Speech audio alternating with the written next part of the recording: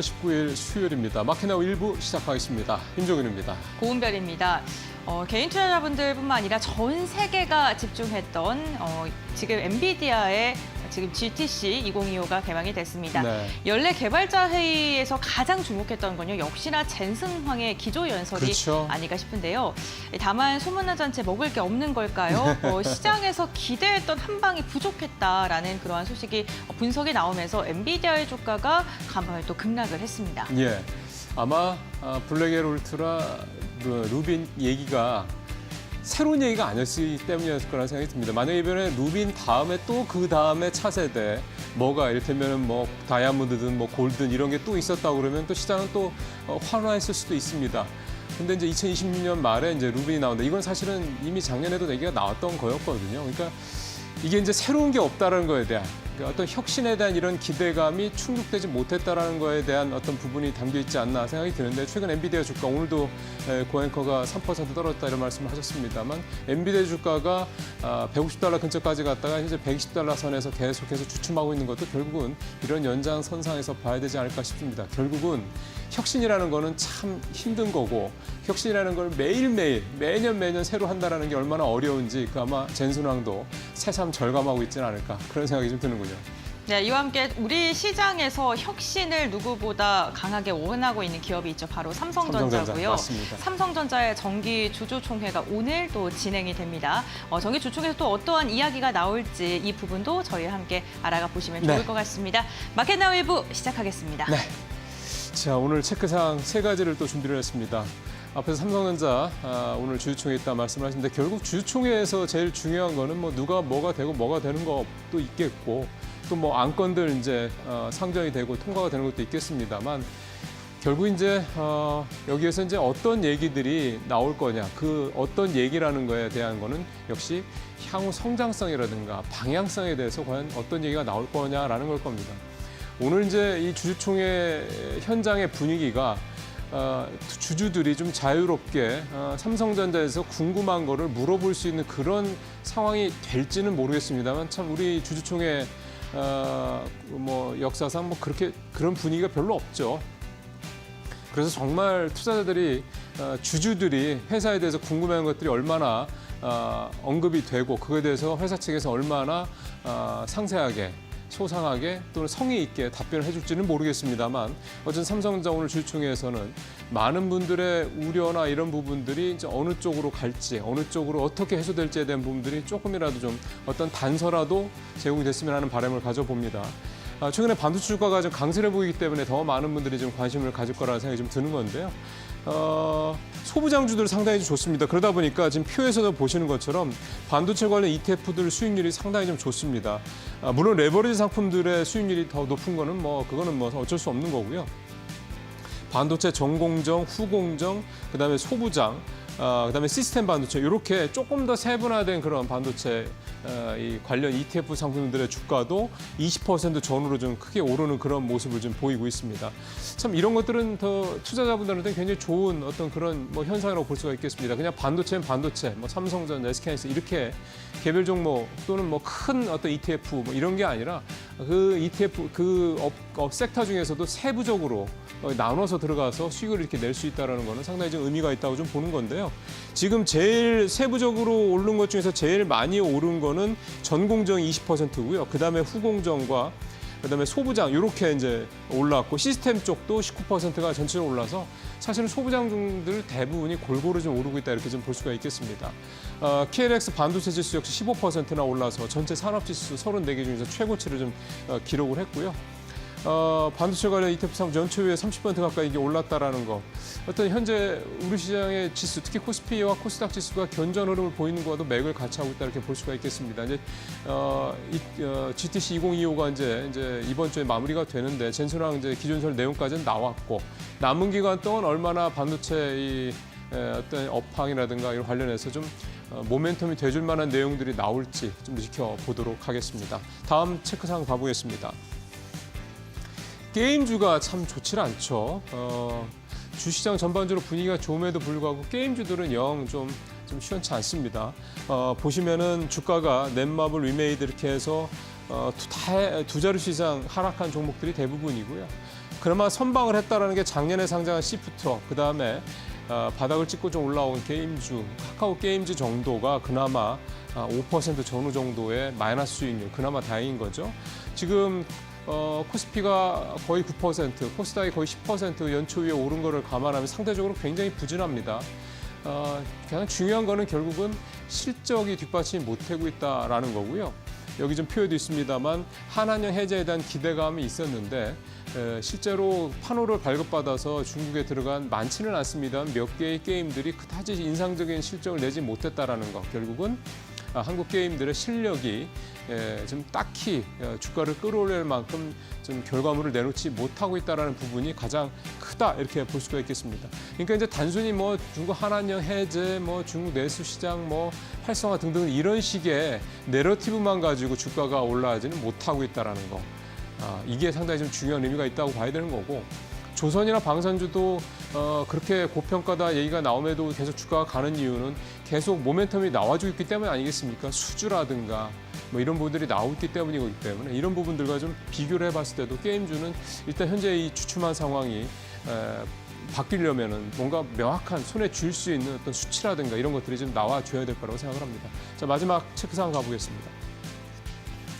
로보티즈, 로봇 업체죠. 액추에이터, 이 관절에 들은 액추에이터를 만드는 회사인데 최근에 주가가 굉장히 많이 올랐었기도 했습니다. 단기간에. 올 들어 45,000원까지 주가가 좀 올랐는데요. 제가 일주일짜리 주가 표를 가져왔습니다. 일주일 동안에도 주가가 계속 올랐죠. 그러다가 이제 어제 이제 주가가 좀 많이 떨어졌는데 3.8% 정도 떨어졌습니다. 어제 물적 분할 얘기가 나왔습니다. 이 회사가 이제 액추에이터 쪽하고 다른 쪽이 있는데 액추에이터 쪽은 계속 괜찮은데 다른 쪽이 워낙 부진하다 보니까 이 좀 부진한 쪽을 따로 떼어놔서 이 액추에이터 쪽과 이 이제 존속 회사를 편하게 만들겠다 이런 의도로 이제 물적 분할을 한다고 얘기가 나오는 건데요. 그러면서 이제 이 새로운 신설범이 로보이츠인데 이 회사는 상장을 안 하겠다고 얘기를 했습니다. 근데 이거 시장에서 안 믿어주는 거죠. 물적 분할에 대한 트라우마가 너무 강하기 때문입니다. 글쎄요, 앞으로 로보티즈가 어떻게 할지는 모르겠습니다만 지금 시장 상황에서 작년에 이스페타시스라든가 고려아연이라든가 두산이라든가 이런 상황들 우리가 쭉 보지 않았습니까? 시장에서 뭘 원하는지, 시장에서 뭘 하지 않길 바라는지를 이 로보티즈라는 회사가 잘 안다 그러면 이런 약속들 또는 이런 시장의 어떤 눈초리, 우려들 잘 유념을 좀 하길 바라겠습니다. 네, 오늘 책상 마치겠습니다.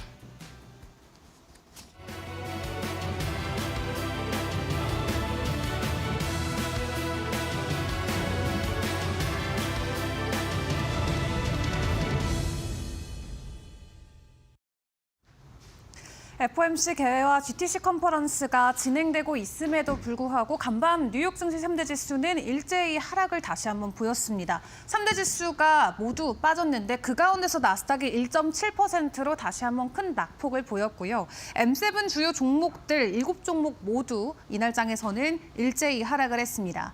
특히 이 젠슨항 CEO의 기조 연설이 있었음에도 불구하고 엔비디아 같은 경우는 3%대 주가 하락을 보였고요. 시간 외에서도 계속해서 하락하는 추세가 이어졌었죠. 그리고 테슬라 같은 경우는 이날장에서도 5%의 큰 폭의 하락을 보였습니다. 어제 비아디가 테슬라의 충전기보다도 2배나 빠른 충전기를 발표하면서 주가에 부담이 되긴 했었는데 오늘에는 지커라는 또 중국산 브랜드가 추가적으로 자율주행을 무료로 공개를 하겠다, 지원을 하겠다라는 발언을 내놓으면서 테슬라에게는 다시 한번 이 기술 쪽에 대한 부담감이 더해졌습니다.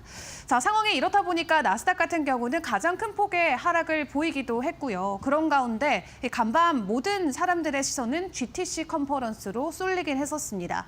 젠슨항 CEO가 무대에 올라서 2시간가량 장시간에 걸쳐서 여러 가지 이야기들을 내놓았는데 어떤 내용들이 주요 골자였는지 바로 정리를 해드리겠습니다.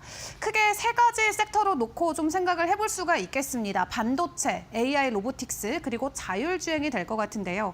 일단 젠슨항 CEO는 AI 외에도 놀라운 발표가 GTC 컨퍼런스 내내 나올 수 있다라는 코멘트를 내놓긴 했습니다.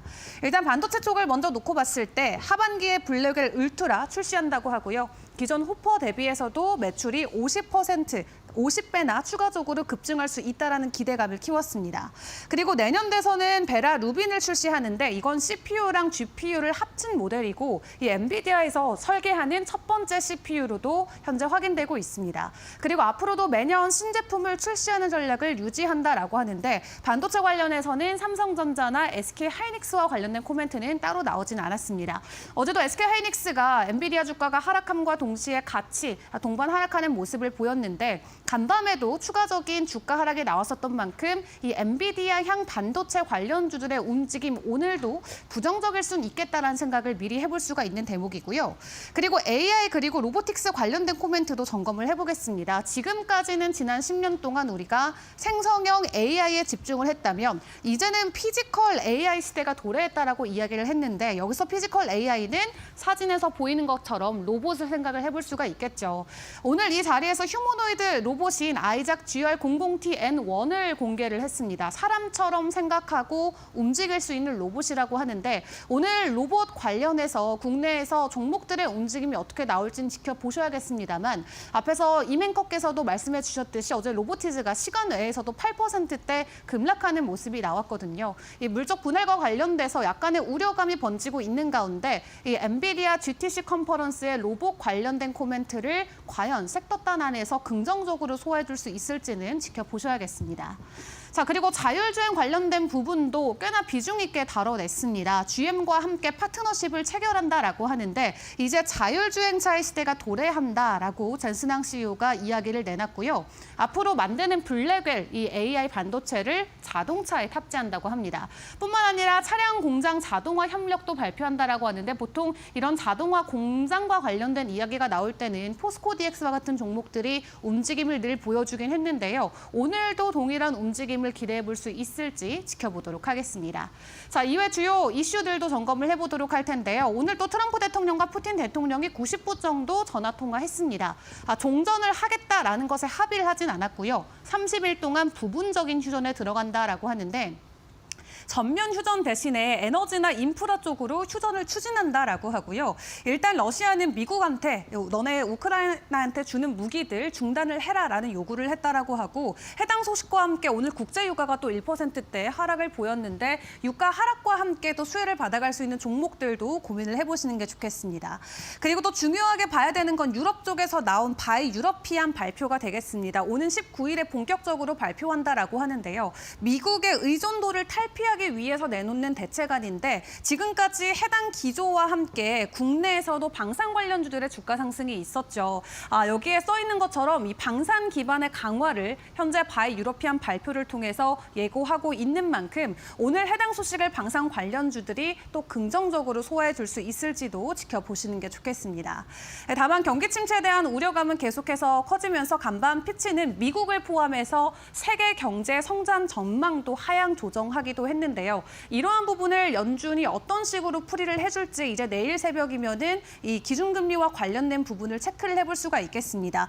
미국 쪽의 FOMC 이후에 이 뱅크 오브 잉글랜드 그리고 유럽의 정상회의까지 이번 주에 예정이 돼 있기 때문에 전반적인 글로벌 정책들에 대한 기조 계속해서 저희와 확인해 보시길 바라겠습니다. 자, 그렇다면 여러 가지 재료들이 이렇게 혼재돼 있는데 지금 프리마켓에서 우리 종목들은 어떤 움직임을 보여주고 있을까요? 코스피 쪽부터 열어보겠습니다. 자, 거래량 상위 종목들입니다. 한화, 현대건설, 현대제철만이 상승을 해주고 있고요. GS랑 신라호텔은 현재 이 약보합권에 진행이 되고 있습니다. 코스닥 쪽도 바로 보시죠. 코스닥 5개 종목 거래량 순위로 보겠습니다. 동국제약만 홀로 강보합권에 머물러 있고요. 다른 종목들은 거래량이 실리긴 하지만 주가 하락으로 이어지고 있습니다. 오늘 국내 증시가 소화해내야 되는 부분이 굉장히 많은데 어떤 쪽에 좀 방향성을 둘지가 궁금합니다. 개장까지 저희 이데일리 TV와 함께 보시죠.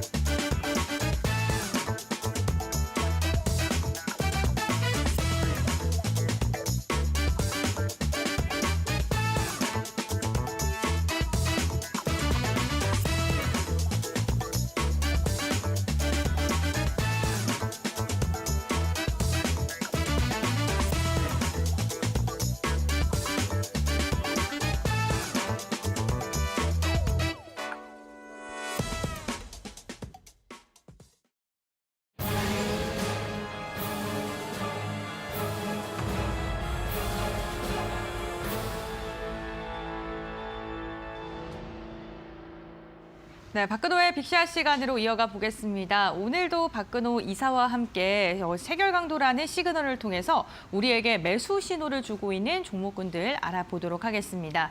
먼저 체결강도 예시 종목부터 해서 빅샷 종목 2종목까지 선별해서 저희가 알려드리고 있으니까요. 투자 포인트 잘 알아가시면 좋을 것 같습니다. 이사님 안녕하세요. 반갑습니다. 네, 먼저 체결강도 예시 종목 첫 번째 종목부터 공개해 보도록 하겠습니다. 삼성 E&A를 들고 오셨는데요. 사실 지난해 12년 만에 처음으로 배당을 결정하기도 한 기업입니다. 그만큼 실적이 잘 나온 기업인데 상장 폐지되려고 했다가 네. 이제 좋아져서 유보금이 한 3조 원 정도 쌓였었는데 네. 배당을 왜 안 하냐라고 해서 이제 배당을 좀 약간 억지로 한 듯한 그런 느낌이 좀 있긴 합니다. 네. 자, 삼성 엔지니어링, 삼성 E&A 한번 좀 보도록 하겠습니다. 알겠습니다. 이 기업이 잘 되면 우리나라 화학 기업들이 굉장히 힘들어집니다. 왜요? 삼성 E&A는 주로 중동 쪽에 이제 화학 플랜트를 많이 건설을 하고 있는데 네. 그것 중동 플랜트 중국도 이제 버거운데 중동까지 하고 있어서 이 삼성 E&A가 중동 쪽에서 돈을 많이 벌면 좀 약간은 아쉽지만 잘 되라고 응원하는. 네, 알겠습니다. 그렇다면 그렇습니다. 이사님 어떠한 이슈를 들고 왔는지 네, 보겠습니다. 한번 보도록 할게요. 네. 일단 최근에 뭐 바로 나온 네. 뉴스기도 하고 과거서부터 이제 바닥을 너무 많이 다졌기 때문에 나는 의미가 있는 좀 재료라고 이제 생각이 네. 드는데요. 사우디 아람코에서 2분기 석화단지 확장 사업 발주, 삼성 E&A 물망. 이제 요거는 이제 실질적으로 요 단어를 좀 약간 좀 봐야 되는데요. 네. 사전 피드라는 것은 이제 기본 설계라고 보시면 될 것 같아요. 사전 설계에서 기본 설계라는 게, 그다음에 EPC라는 것은 이제 턴키 방식을 할 때 많이 쓰는 단어인데. 네. 우리나라에서 태광이나 성광밴드 같은 걸 보고서 보면 많이 나오는 단어예요. 뭐냐면 설계도 하고 조달도 하고 시공까지 하는 거를 이제 EPC라고 얘기를 하거든요. 네. 사전 설계랑 기본 설계에 이제 삼성 엔지니어를 참여를 했기 때문에 아직 이게 확정이 된 건 아니죠. 발주 가능성이 높다라고 보통 얘기를 하고 있는데 이 부분과 관련돼서 일단 뭐 주가도 나름대로 좀 가격 메리트도 있고 해서 최근에 좀 약간 관심을 받고 있는 상황입니다. 주가의 가격 메리트도 있다라고 말씀해 주셨는데 그렇다면 지금 위치는 어느 정도일까요? 차트 한번 볼까요? 네. 일단 바닥권을 굉장히 오래 다졌고 떨어지기도 네. 사실 많이 떨어졌기 때문에 이렇게 급락 후에 이제 이거는 이제 시장이 2월 말일날 굉장히 마지막 거래에서 급락을 했기 때문에 떨어진 걸로 보이고요. 바로 이제 뭐 회복을 만회를 해줬네요. 회복을 네. 해줬고 약간 횡보 그다음에 신호가 나왔는데 나름대로 이제 어떻게 보면 좀 시청자 여러분들 어떻게 생각하실지 모르긴 하겠습니다만은 제가 이제 빅샷 종목으로 예시를 드리는 종목보다 지금 이제 소개를 이제 교육 차원에서 소개를 시켜드리는 종목군들이 더 잘 갈 때가 있어요. 근데 빠르게 움직이는 그렇죠. 거죠. 그게 왜 네. 그러냐면 이제 둘 다 이제 똑같은 건데 그냥 어느 쪽에다 이제 느느냐의 문제긴 합니다만 다 재료들이 있으니까 움직이는 종목군들을 제가 이제 선별을 네, 하기 그렇죠. 때문에 그 부분은 이제 참고를 좀 하시고요. 신호가 좀 나쁘지 않은 때 나왔고 그 다음날 빠졌는데 신호가 유지가 됐겠죠. 그 다음에 이틀 연속 반등, 어제 상당히 좀 좋았다 이렇게 보시면 될 것 같습니다. 올해 들어서 박스권 상단을 계속 뚫지 못하다가 신호가 나온 뒤에 박스권을 좀 뚫어주는 움직임이 나타났는데 네. 그렇다면 체결 강도가 저때 그걸 어떻게 나왔는지 한번 보겠습니다. 네. 일단 13일이고요. 네, 아까 이제 화살표 표시가 됐던 부분에서 네. 처음 이제 신호가 나왔고요. 그 다음에 3% 조금 안 되게 밀렸는데 계속 유지를 해주고 어제 5일 체결 강도가 네. 굉장히 좋아졌어요. 130 정도 나와주면서 당일 체결 강도도 167 기록을 하면서 20일 체결 강도도 뭐 나름대로 한 제가 계속 봤을 올라가네요. 때는 네. 올라가고 있고 조금 네. 있으면 100 이상으로 들어가서 바닥권에서 이제 막 올라가기 시작을 했기 때문에 상당히 좋은 자리와 재료를 갖고 있는 종목이다. 이렇게 좀 평가를 좀 하고 싶습니다. 알겠습니다. 일주일 체결 강도가 한 달 동안 못 들어가다가 드디어 신호를 준 13일 이후에 그 뒤에 주가의 급등세가 나왔습니다. 오늘 첫 번째 체결 강도 예시 종목으로 삼성 E&A 한번 들어봤고요. 이어서 두 번째 예시 종목 살펴보겠습니다. 네. 개인 투자자들이 가장 많이 사용하는 네. 증권사이죠. 키움증권인데요. 네. 어떤 이슈를 들고 오셨을까요? 자, 뭐 특별한 것보다도 이제 키움증권 전체적으로 이제 해야 될 숙제라고 해야 될까? 초대형 IB 인가 도전을 하고 있는데 초대형 IB는 어떤 증권사들이 우리나라에 있고 IB가 되면은 어떤 뭐가 점이 좋을까요? 좋은지를 네. 한번 이제 기사를 통해서 한번 설명을 들어보도록 하겠습니다. 우리나라에서는 실질적으로 이제 키움증권이 가장 좀 많이 알고 있지만 많이 빠져 있는 상황이죠. 초대형 IB에서는 그동안에 몇 번 좀 약간 시도가 있었었는데 이번에 다시 한번 도전을 좀 한다라고 그래요. 최근에 이제 어떤 부분이 좋냐면은 초대형 IB 인가를 받게 되면은 자기 자본 2배 규모까지 어음을 발행을 할 수가 있고 발행업 사업 인가를 별도로 획득할 경우 리테일 고객을 대상으로 한 발행업 판매도 가능하다. 뭐 잠깐 뭐 어음 얘기가 나오니까 좀 약간 그게 뭐가 좋은 거야라고 얘기를 할 수도 있긴 합니다만은 증권사 입장에서는 그냥 고객 수수료 받는 거 말고 네. 기업 IB라고 해서 이제 기업 간의 어떤 그 거래가 상당히 좀 크거든요. 그 부분과 관련돼서 상당히 좀 뭐 모멘텀이 생길 수 있다 이렇게 보시면 될 것 같아요. 어떤 그런 증권사들이 지금 초대형 IB 인가를 받았는지 뭐 미래에셋, 그다음에 한투, 삼성증권, NH, KB증권. KB증권은 뭐 사실 규모로 따진다라고 하면은 키움증권의 어떤 뭐 필적할 만한 증권사는 네. 아니긴 하죠. 근데 뭐 KB라는 부분이 있으니까 그렇게 뭐 들어가 있는 것 같습니다. 알겠습니다. 이 키움증권이 우선 개인 투자자들이 정말 가장 많이 사용하고 있는 증권사이긴 한데 이번에는 초대형 IB 인가까지 성공하게 된다면 기업과 관련된 수수료까지도 수익성 확보에 좀 근간이 될 수 있을 것이다라고 이야기를 해주신 것 같고요. 그렇다면 주가의 위치는 어떻게 지금 흘러가고 있는지 볼 텐데요. 네. 사실 다른 증권사, 뭐 네. 삼성증권이나 미래에셋 올라갈 때 키움증은 좀 약간 소외된 듯한 네. 느낌이 좀 있긴 했었어요. 근데 최근에 나름대로 이제 쌍바닥을 좀 약간 러프하게 좀 그려놨죠. 5일선 보면은 일단 W자 그리면서 네. 쌍바닥 잡아놨고 그다음에 화살표 표시된 날 매수 신호가 나온 이후에 계속적으로 많이 오르진 않았습니다. 많이 오르진 않았다라는 것은 뭐 지금이라도 그렇게 부담이 없다라는 뜻이 될 수도 있는데 좀 약간 아쉬운 부분들은 이제 윗꼬리들이 이제 밑꼬리가 계속 달리면 달리네요. 좋은데 네. 윗꼬리들이 계속 달리는 걸 보면은 누군가 계속 좀 뭐 누구라기보다는 어떤 주체 쪽에서 수급 주체 쪽에서 계속적으로 좀 약간 매도를 하고 예, 있 그렇죠. 매도하고 네. 듯한 모습을 좀 볼 수 있습니다. 예. 그래도 저는 사실 저 화살표 있는 구간대요. 이렇게 하락 추세로 전환이 계속 고점이 좀 낮아지는 게 아닐지라는 네. 걱정도 될 것 같거든요. 그런데 지금 체결 강도를 통해서 신호가 나왔고 그 뒤로 상승 추세를 이어간 건데 돌린 건데 그렇다면 체결 강도가 저 화살표가 있는 날 또 어떻게 포착이 됐을지 궁금합니다. 자 일단 그 화살표 이사님인데 화살표가 있는데 석 달 체결 화살표 강도가 난 날은 네, 이날이고요. 네. 제가 이제 아까 말씀드리고 싶은 부분은 네. 그동안의 차트를 잠깐 보면은 이렇게 추세가 좋지는 않았어요. 그렇죠? 네. 급락도 좀 많이 나오고 근데 바닥권에서 60일 체결 강도가 계속 100 이상을 유지를 오. 하면서 이런 부분 같은 경우는 어떻게 이제 판단을 하냐면 네. 바닥권에서 이제 60일 체결 강도 계속 100 이상 유지를 하고 있으면 보통 우리가 뭐 체결 강도도 사실 뭐 기법 중에 하나긴 하니까 확률적으로 접근을 해야 되잖아요. 근데 네.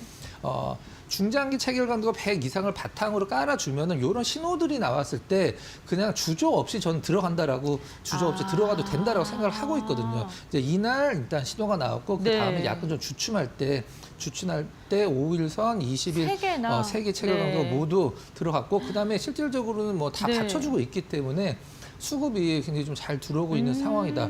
그래서 이제 신호가 나왔을 때는 좀 머뭇거리지 말고 바로 딱 그냥 들어가는 그런 어떤 실행력이 좀 중요한 것 같아요. 알겠습니다. 우선 지금 중장기적으로 60일 체결 강도 석 달은 한 달 이상 유지하고 있고 20일도 풀렸다가 다시 들어가는 모습이고요. 거기다 5일에다가 지금은 당일 체결 강도 4가지의 체결 강도가 모두 다 100을 웃돌고 있는 상황이고요. 키움증권 앞으로의 추이 우선 차트상으로 볼 때는 조금 머뭇거릴 수 있는 차트이지만 체결 강도에서는 긍정적인 신호가 나왔다라고 이야기를 해주셨습니다. 그럼 세 번째 체결 강도 예시 종목을 확인해 볼 텐데요. YG1이라고 이 종목을 좀 낯설어 하시는 분들도 네. 계실 것 같아요.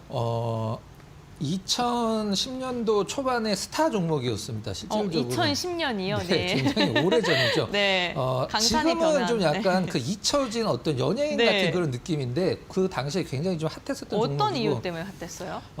전 세계 거의 탑 티어이기 때문에 네. 이제 어떤 일을 하는 기업이냐면 우리가 보통 엔드밀이라고 해서 이제 절삭공구에 이 가는 이제 교체하는 부분 있잖아요. 아, 네. 그러니까 뭐 드릴 같은 거라고 이제 꼬챙이 쉽게 네, 얘기하면 네. 꼬챙이라고 생각을 하시면 됩니다. 그걸 만드는 기업이고 전 세계 뭐 1등, 2등을 왔다 갔다 하는 기업이기 때문에 워렌 버핏 수급과 또 관련이 좀 있는 기업이라 시장에서 굉장히 좀 핫했었죠. 아, 그래요? 그러면은 잊혀지고 있던 종목이었는데 최근에 또 그래도 어떤 뉴스가 나왔기 때문에 들고 오셨겠죠? 네.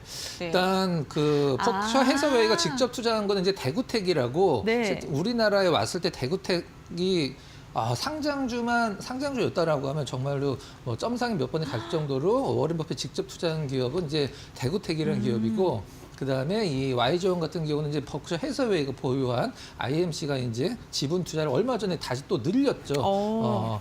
2대 주주로 올라왔다라는 부분. 그 다음에 지난해 영업이익 558억 원으로 2% 올랐다. 요것 때문에 주가가 움직이진 않겠죠. 그쵸. 실질적으로는. 근데 네. 나름대로 업황이 그렇게 좋진 않았는데 좀 약간 선방했다? 약간 요 정도 느낌으로 보면 될 것 같습니다.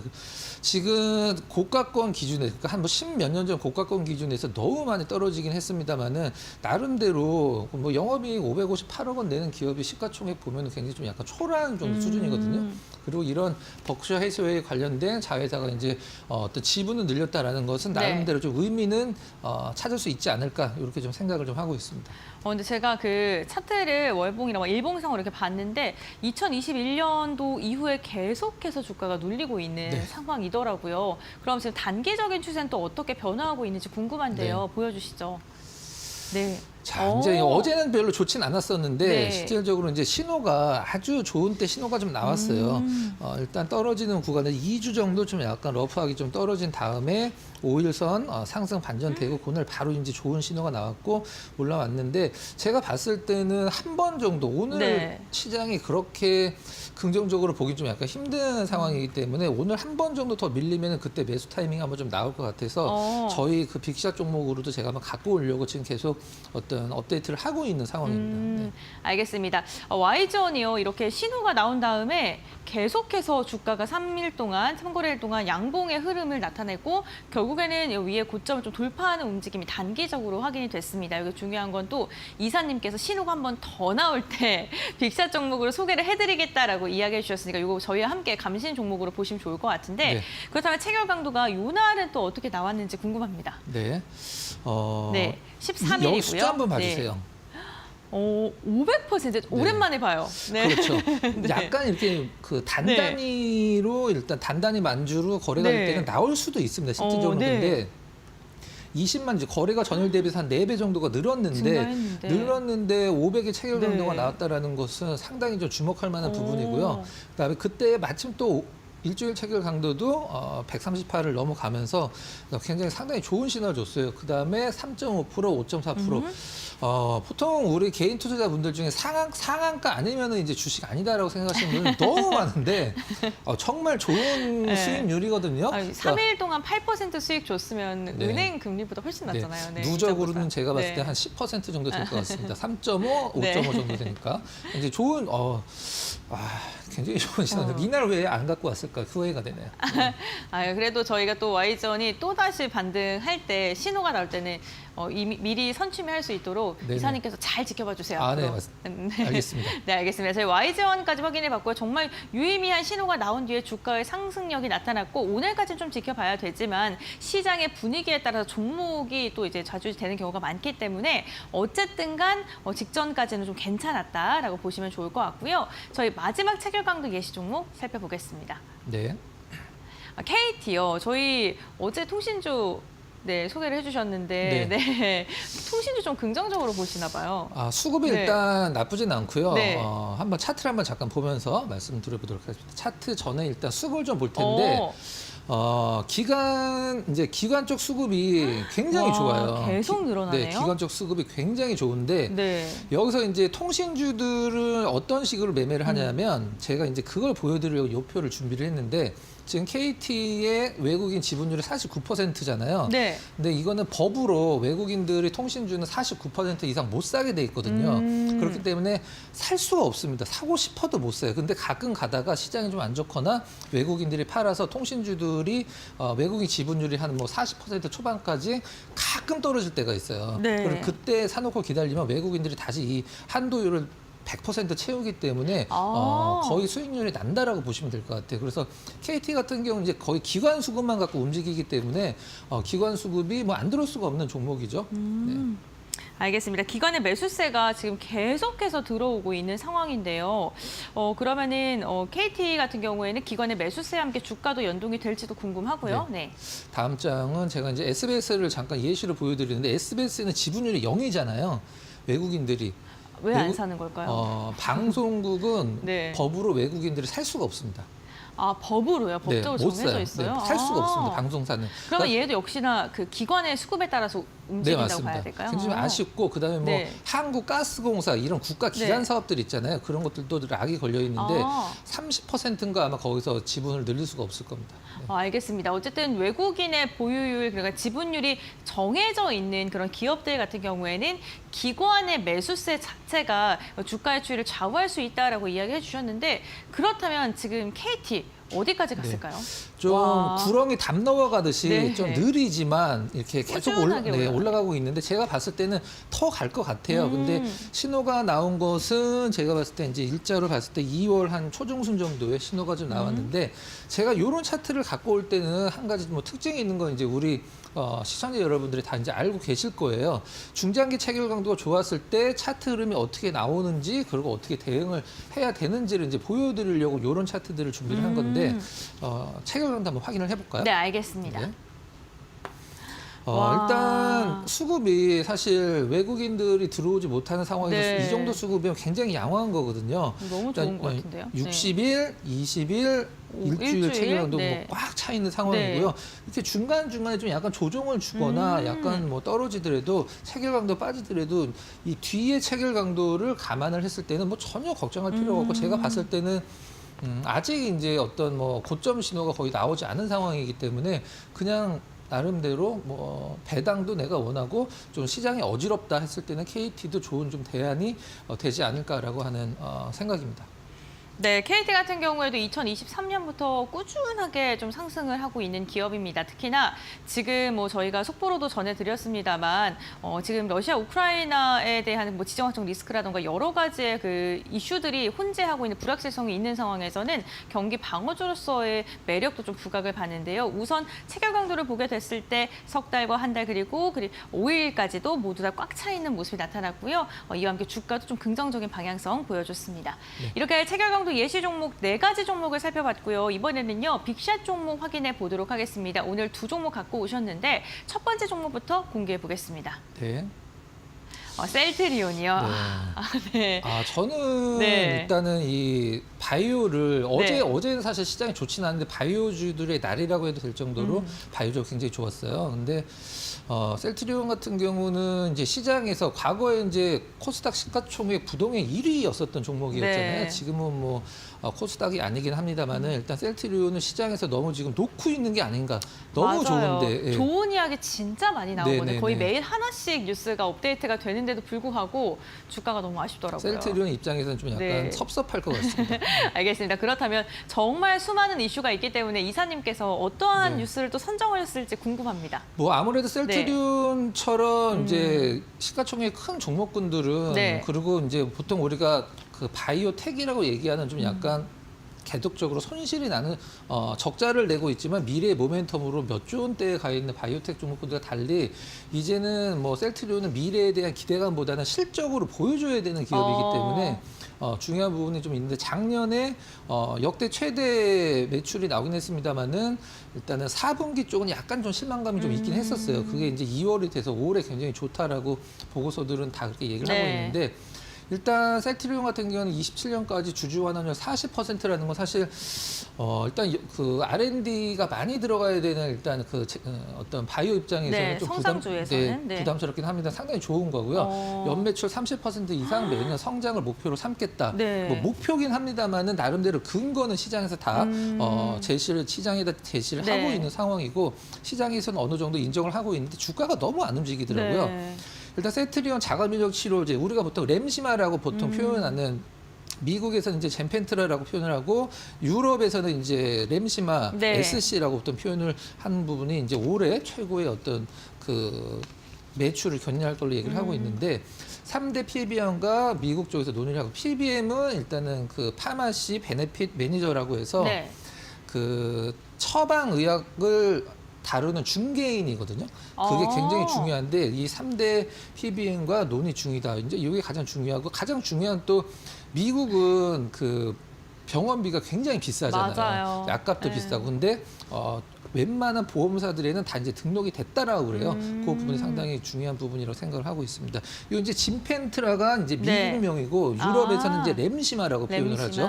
이름이 좀 약간 네. 다릅니다. 그 부분 이제 보시면 될 것 같습니다. 알겠습니다. 셀트리온 정말 긍정적인 이야기 많이 나오고 있고 주주 친화 정책도 좀 더 적극적으로 하고 있는데 주가는 아쉽다라고 이야기해 주셨거든요. 네. 주가 어떨까요?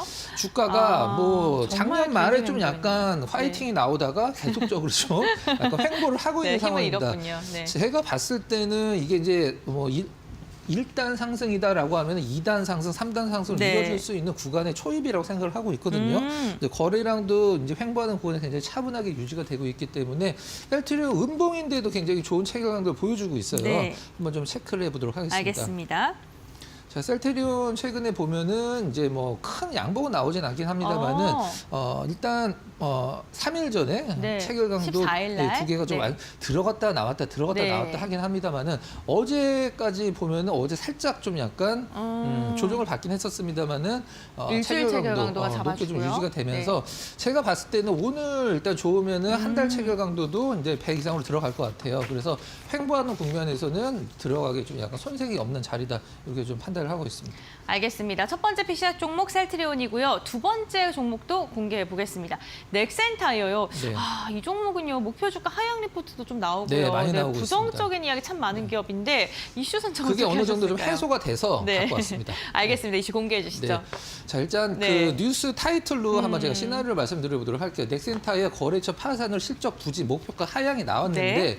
그 거래처 파산이 어디냐면 미국에서 타이어 거래 하는 기업 중에 가장 큰 기업인 ATD가 파산을 했어요. 아. 그래서 그 넥센타이어가 못 받은 돈이 몇백억이 됐었거든요. 네. 근데 그 돈을 얼마 전에 회수를 했습니다. 네. 회수를 했고 이 ADT가 이제 그 매각을 앞두고 네. 있는 상황이거든요. 아. 그러면 이게 이제 넥센타이어 입장에서는 미국 쪽에서 상당히 많은 어떤 거래를 담당하고 ADT가 파산을 해서 실적에서 일단 실적도 좀 약간 다운이 됐고 네. 목표가도 내려갔다라고 하면 못 받은 돈 받았고 이제 그 매각을 해서 다시 네. 거래를 할 수 있게 되면은 뭐 이러한 그 악재는 오히려 가격적으로 이제 호재로 바뀐다 이렇게 보시면 될 것 같습니다. 알겠습니다. 그럼 차트를 한번 보도록 할 텐데요. 공개 부탁드릴게요. 네. 아. 정말 오랫동안 떨어지고 있는 주식인데 이사님이 평소에 말해준 차트의 정반대예요. 그렇죠. 네. 완전 반대죠. 네. 하락은 길고 상승은 네. 짧은 반대인데 제가 봤을 땐 길게 보진 않고 네. 단기적으로 좀 약간 뭐 한 15% 정도 수익을 노릴 수 있는 자리가 나와서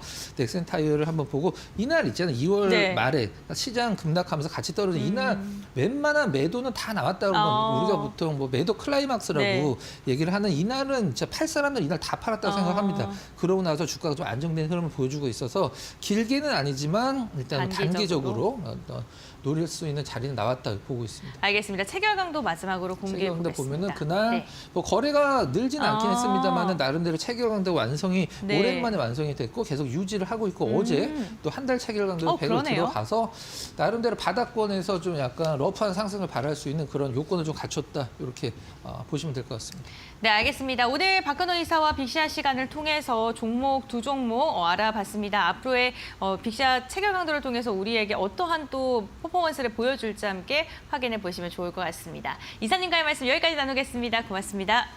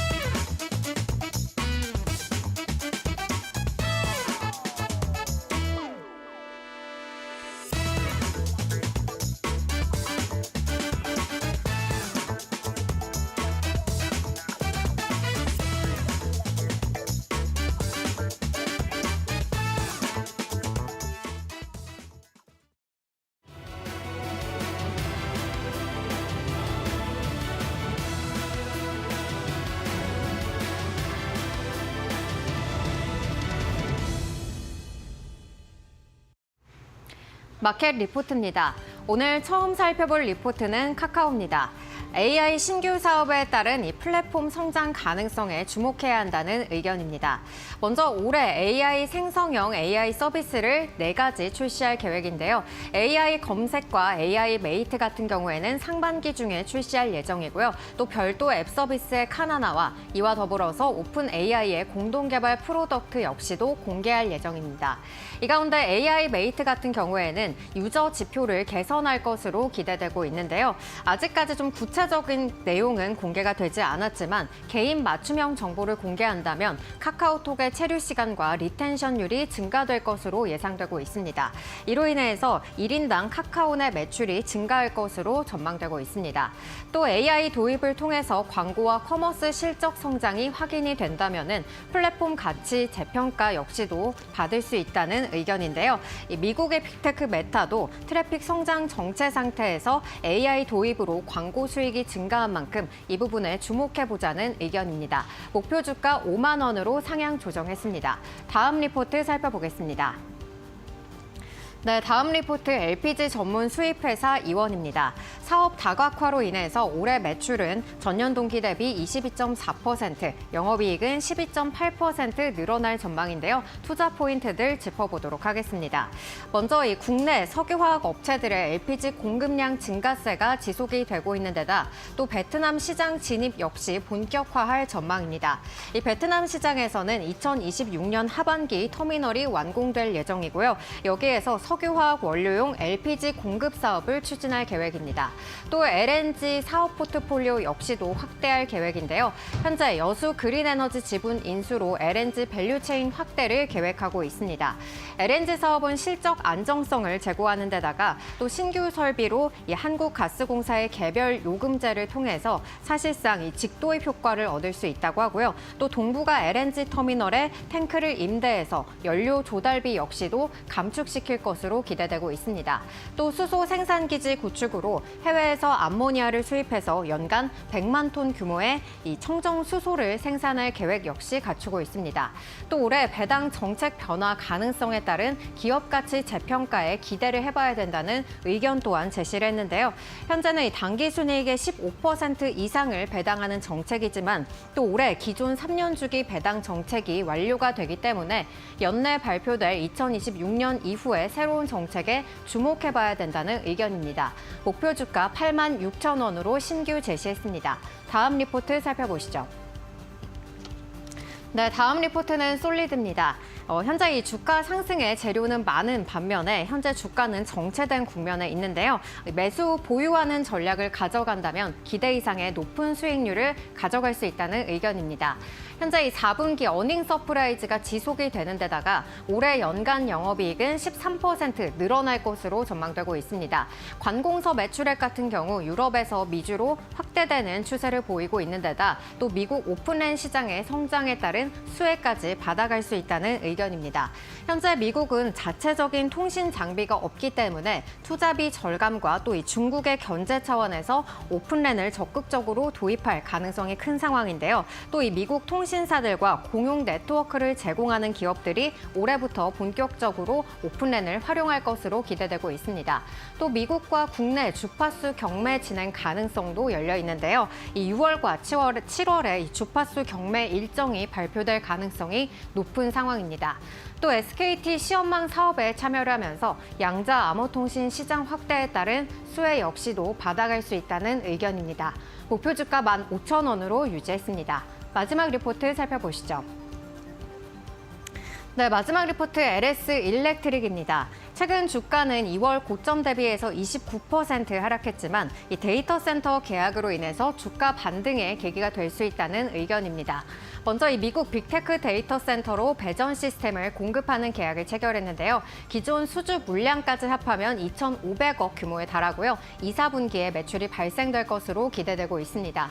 또 지휘 번호바와 초고압 변압기 협력이 확대될 것으로 기대되고 있는데요. 유럽과 동남아로 초고압 변압기 수주 역시 예상되고 있습니다. 올해 매출은 전년 동기 대비해서 11.6%, 영업이익은 20% 가까이 늘어날 전망이고요.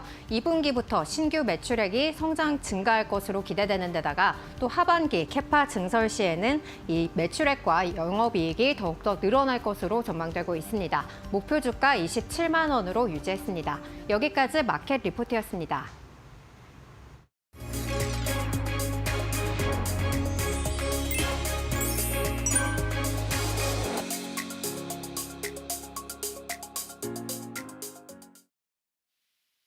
네, 뉴욕 증시는 FOMC 경계감의 하락 마감했습니다. 전일 트럼프 대통령과 푸틴 대통령의 전쟁 부분 휴전 호재가 있었음에도 미국 중앙은행의 기준금리 결정을 하루 앞두고 경계감의 하락 마감했습니다. 국내 증시는 전일 소폭 상승하면서 코스피 2600선 위에 안착하는 모습을 보였는데요. 여전히 무역전쟁 우려와 인플레이션 우려가 지속되고 있고 뉴욕 증시 하락이 장 초반에 영향을 줄 것으로 보이는 만큼 신중한 접근이 필요해 보입니다. 그럼 다시 반등하는 시장에 주목할 업종과 테마 살펴볼 텐데요. 제약바이오주와 재건 관련주 한번 살펴볼 필요가 있겠습니다. 아직까지 제약바이오주는 말씀드린 대로 본격적 상승세가 아직 나오지는 않고 있지만 한두 종목씩 수급이 들어오면서 움직임이 나오고 있습니다. 25년도에 가장 주목해 봐야 되는 업종이고요. 긴 조정을 거친 만큼 제약바이오주 저점에 위치해서 가격적 메리트도 있는 상황입니다. 다음으로 말씀드릴 테마는 재건 테마인데요. 말씀드렸듯이 트럼프와 푸틴 대통령의 부분 휴전 합의가 있었고 추가적인 사항에 대해서 논의를 진행하고 있기 때문에 관련주들 움직임이 나올 것으로 보입니다. 오늘 살펴볼 종목은 이 재건 관련주 중에서도 범양건영이라는 종목인데요. 대부분의 건설주가 재건 관련주로 움직임이 나오는데 해당 종목은 종합건설사로 재건 관련주 중에서도 대장주로 움직임이 많이 나왔던 종목입니다. 특히 최근 매물 소화 구간도 거친 상황이기 때문에 다시금 반등 추세로 전환될 것으로 보이는 만큼 눌림목 구간에 공략해 보시면 좋은 결과가 있을 것으로 예상됩니다. 다만 테마주는 변동성이 강하기 때문에 단기적인 관점으로만 보시는 걸 추천드립니다. 이상으로 이데일리 이슈였습니다. 감사합니다.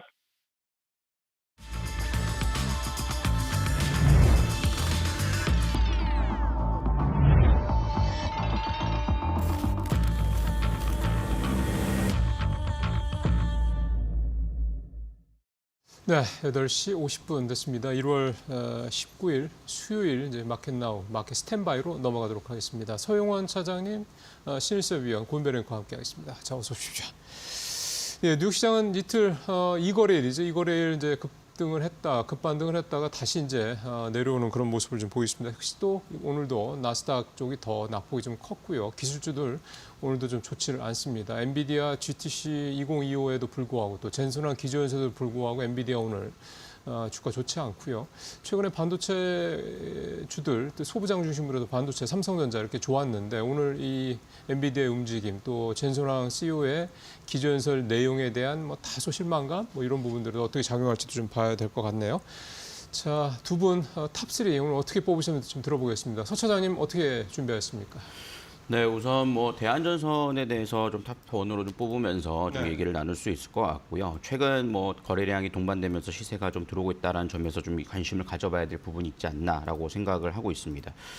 최근 뭐 대한전선 송종민 대표가 뭐 케이블 수출에 대한 부분들에 대해서 좀 발표가 되면서 좀 긍정적인 흐름들이 좀 이어지고 있다라고 볼 수 있겠고요.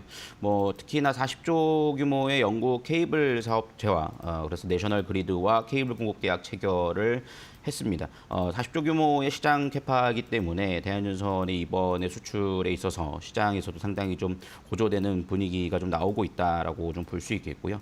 현재 대한전선 같은 경우에는 호반그룹이 2021년도부터 좀 인수가 되었습니다. 사실 그러면서 재정적인 이슈도 좀 해결을 해 나갔고 특히나 2019년부터 지금 지속되고 있는 LS전선과의 법정 문제에 있어서도 최근 뭐 호반그룹이 워낙 현금 보유량이 많기 때문에 지금 상황에서 일단 LS 지분을 지속적으로 좀 확보를 하고 있는 상황들이 나타나주고 있습니다. 그래서 2.7% 이상 지금 지분 확보를 하면서 좀 소송에 대한 압박도 좀 가하고 있다 이런 얘기들까지 나오면서 대한전선에는 좀 긍정적인 좀 작용을 하고 있다라고 좀 볼 수 있겠습니다. 그래서 지금 현재 전력망 관련된 모멘텀과 해적 케이블 관련된 모멘텀을 감안해 본다라면 이런 부분들이 상당히 좀 호재성으로 작용할 가능성이 높다라고 좀 판단을 확인을 하면서 좀 관심 있게 살펴보실 필요가 있지 않을까라는 차원에서 탑픽으로 좀 뽑아봤다라고 말씀을 좀 드릴 수 있겠고요.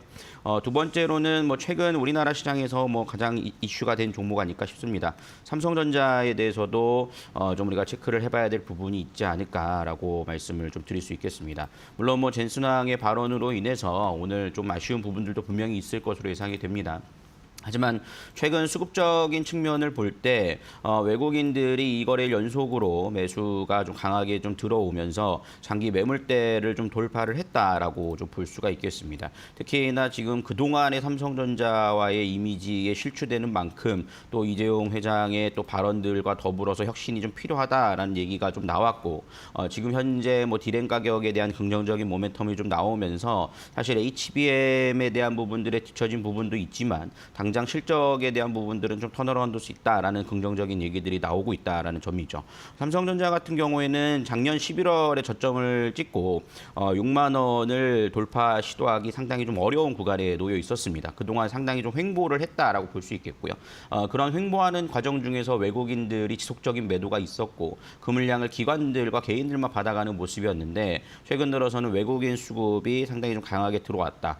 삼성전자 특히나 우리나라의 뭐 패시브 역할을 하는 만큼 공매도 재개를 앞둔 상황에서 주가의 추가적인 상승이 좀 나올 수 있지 않을까라는 기대감에 의해서 좀 관심 있게 보셔야 될 자리가 아닐까라고 좀 판단을 해볼 수가 있겠고요. 그리고 세 번째 탑픽으로는 최근 개인 투자자들의 수급에 대해서 우리가 좀 체크를 해봐야 될 부분이 있지 않을까라고 생각이 듭니다.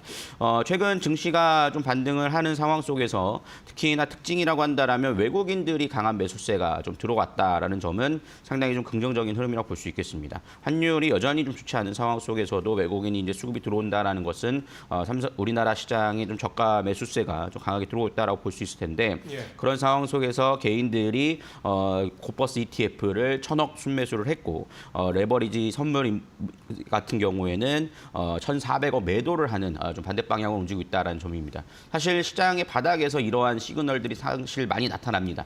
그렇기 때문에 개인 투자자들이 이제 드디어 매도를 하고 외국인과 기관들이 그 물량을 받아가면서 지수가 끌어오를 수 있다는 점에서 2,600선을 지지를 딛고 좀 다시 한번 좀 도약을 할 수 있는 시기가 있지 않을까라는 기대감을 좀 가져보고 있습니다. 네, 알겠습니다. 수 차장은 대한전선 가장 먼저 언급해 주셨고 삼성전자 최근에 외국인의 분위기가 이 거래일 동안 좀 달라지고 있는데 이와 관련돼서 언급을 해주셨고 마지막으로 하락에 베팅하고 있는 개인 투자자들의 투자 성향도 이야기해 주셨습니다. 그렇다면 신 의원님께서는 오늘장 탑3 어떻게 선정하셨을까요? 네, 첫 번째는 거래소 초유의 거래 중단 사태 이후에 동양철관이 상한가를 갔다는 소식입니다. 오전장 중에 20% 가까이 주가가 뛴 상태에서 거래 체결 관련 장애 발생하여 전 지금 그 매매 체결 시스템이 마비가 돼서 어제 굉장히 혼란을 겪으셨죠. 지금 역사상 최초라고 합니다. 그런데 이제 동양철관 같은 경우에는 다른 것들은 7분인가 이제 있다가 풀렸는데 동양철관은 무려 3시간 만에 거래가 재개됐습니다. 근데 다행히 3시간 만에 거래가 재개되어서 20% 가까이 뛰었던 주가가 바로 상한가로 직행을 했어요. 그래서 오히려 땡큐를 외치는 상황이 발생이 됐습니다. 그리고 동양철관 때문에 지금 거래소 전체가 마비됐다는 지금 얘기가 나오고 있거든요. 동양철관이 상한가를 가기 직전까지 가면서 매매가 순식간에 몰리면서 전체 매매 체결 시스템을 마비시키는 일이 벌어졌다고 합니다. 사실 뭐 역사가 오래됐다면 오래됐는데 이런 지금 거래가 몰리면서 이런 사태가 발생했다는 게 조금 황당하긴 합니다만 점검을 한다고 하니까요. 지켜봐야 될 것 같고요. 두 번째는 선박 엔진 수요가 급증하면서 한화엔진이 급등세를 보였습니다. 지금 올해 들어서 2개월 만에 8,452억 원 규모의 선박용 엔진 공급 계약을 했는데 이 수치는 지난해 연간 수주액이 1조 6,500억 원이기 때문에 이거의 거의 절반 정도 되는 규모를 1월 달, 2월 달 2개월 만에 해낸 겁니다. 그리고 그중에서 한화엔진이 대부분 다 DF 듀얼 엔진이라고 이 비싼 고부가 가치 제품을 지금 다 수주한 걸로 알려져 있기 때문에 영업이익률 면에서 굉장히 탁월한 제품들을 다 그 수주를 했다 이렇게 보시면 될 것 같고요. 세 번째는 에어레인 소식입니다. 에어레인이라는 기업이 국내 최초로 연료전지 CO2 포집 기술에 성공했다는 소식에 급등을 했습니다. 한국수력원자력과 두산퓨얼셀과 협력하여서 PAFC 연료전지에서 이산화탄소의 90% 이상을 포집하는 데 성공했다고 합니다. 에어레인이 갖고 있는 기체 분리막 기술을 활용하여서 연료전지의 발전 과정에서 발생되는 이산화탄소를 고효율로 포집하는 시스템을 개발했다는 소식에 급등세를 보였다. 여기까지 전해드리겠습니다. 네, 전체적으로 이 거래 중단 사태에 대해서 이제 너무 단기적으로만 접근하실 필요는 없을 것 같습니다. 이제 점점 좀 좋아질 거라는 생각을 좀 해보고요. 자, 이게 이제 새로운 게 도입에 따른 일종의 거쳐가야 될 과정이다 이렇게 볼 수도 있겠습니다. 자, 58분 넘어갔습니다. 동시효과 상황 빠르게 좀 알아보겠습니다. 권별 앵커. 네, 3월 19일 수요일 우리 시장 개장을 2분가량 앞두고 있는 상황입니다. 우선 간밤 미증시는요, 일제히 하락했고요. 기술주 중심의 나스닥의 하락폭이 더 컸던 하루였습니다. 오늘 국내 증시는 지금 혼조세가 펼쳐질 것으로 보이는데요. 유가증권 시장은 0.15%가량 상승하면서 2,616선을 웃돌 것으로 보이는 반면에 코스닥은 0.2%가량 하락하면서 744선에서 출발을 준비 중에 있습니다. 어쨌든 간 아직도 지정학적 리스크, 푸틴과 그리고 트럼프가 전화를 해서 에너지나 그런 부분에 대해서는 부분적인 휴전을 합의했다라는 소식이 전해졌습니다만 완전한 휴전에 러시아가 동의를 하는 건 좀 힘들다라는 트럼프 미국 대통령의 또 발언이 오늘 아침에 나왔기 때문에 오늘 우리 시장 재건주들의 좀 변동성을 유의하셔야 될 것 같습니다. 시가총액 상위 종목 함께 보시죠. 유가증권 시장입니다. 1위부터 5위입니다. 삼성전자 어제도 지금 보합권 수준에서 마무리했었는데 오늘도 보합권 출발, SK하이닉스는 0.49%가량 하락하면서 출발 준비 중에 있고요. 삼성바이오로직스 바이오주들의 강진이 굉장히 눈에 띕니다. 오늘도 0.9%가량 상승하는 모습이고 LG에너지솔루션도 0.15%가량 상승 출발 준비 중에 있습니다. 현대차 역시나 오늘 상승 출발하면서 반도체 기업을 제외하고 5위권, 나머지 세 종목은 상승 출발 예상되고 있습니다. 다음 코스닥 함께 살펴보겠습니다. 네, 코스닥 같은 경우에는 전반적으로 분위기가 더 위축된 모습입니다. 어제 분위기 괜찮았던 바이오주 하락하고요. 2차 전지 기업들도 테슬라의 하락과 함께 소폭입니다만 낙폭을 보일 것으로 예상되고 있습니다. 지금 GTC에서 로봇에 관한 이야기가 나와서 로봇주 기대하신 분도 있었을 것 같은데 로봇주도 하락합니다. 국내 증시 출발합니다.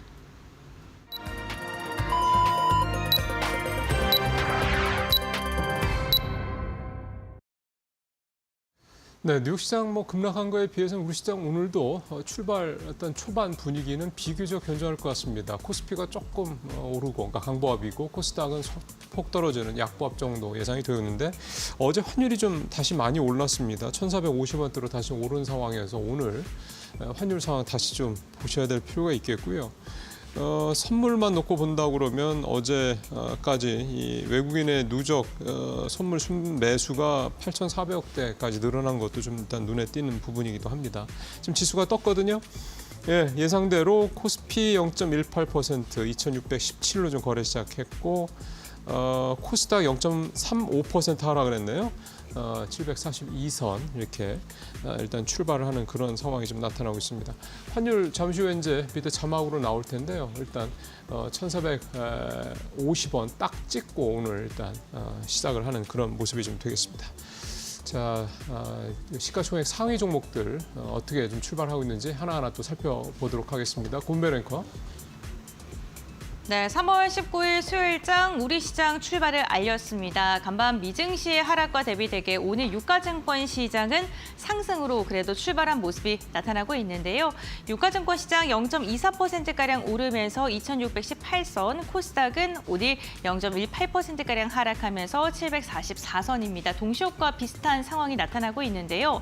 역시나 아직은 불확실성이 글로벌 시장에서 팽배하게 나오고 있습니다만 우리 시장은 저점에 대한 메리트, 특히나 외국인의 매수세가 이번 주 들어서 돌아왔다는 점이 굉장히 긍정적입니다. 특히나 원달러 환율 오늘 출발을 했는데 원달러 환율이 2.5원가량 하락으로 출발했습니다. 달러 인덱스도 좀 진정하는 국면으로 접어들었는데 독일이 대규모의 재정 정책을 풀어내겠다라고 이야기가 나오면서 이에 대한 기대감으로 유로화가 상승하고 독일 지수가 좋았습니다. 상대적으로 달러가 약세를 보이는 건데 오늘 이러한 원달러 환율의 진정 국면이 지속적으로 이어지게 됐을 때 외국인의 매수세 매수세가 추세적으로 진행될 수 있을지도 살펴보셔야 될 것 같습니다. 시가총액 상위 종목은 어떻게 출발했을까요? 유가증권 시장 보시죠. 1위부터 5위입니다. 삼성전자가요. 동시효과 상황 속에서는 보합권에서 하락 이렇게 포착이 됐었는데 정규장 시작하니까요. 0.87% 오히려 상승으로 출발을 했습니다. 58,200원대에서 거래가 진행되고 있고요. 최근 이 거래일간 삼성전자의 주가를 끌어올리고 있는 건 외국인의 매수세입니다. 오늘까지도 이어질지 기조가 완전히 변화한 건지 상승폭은 점점 더 커지고 있고요.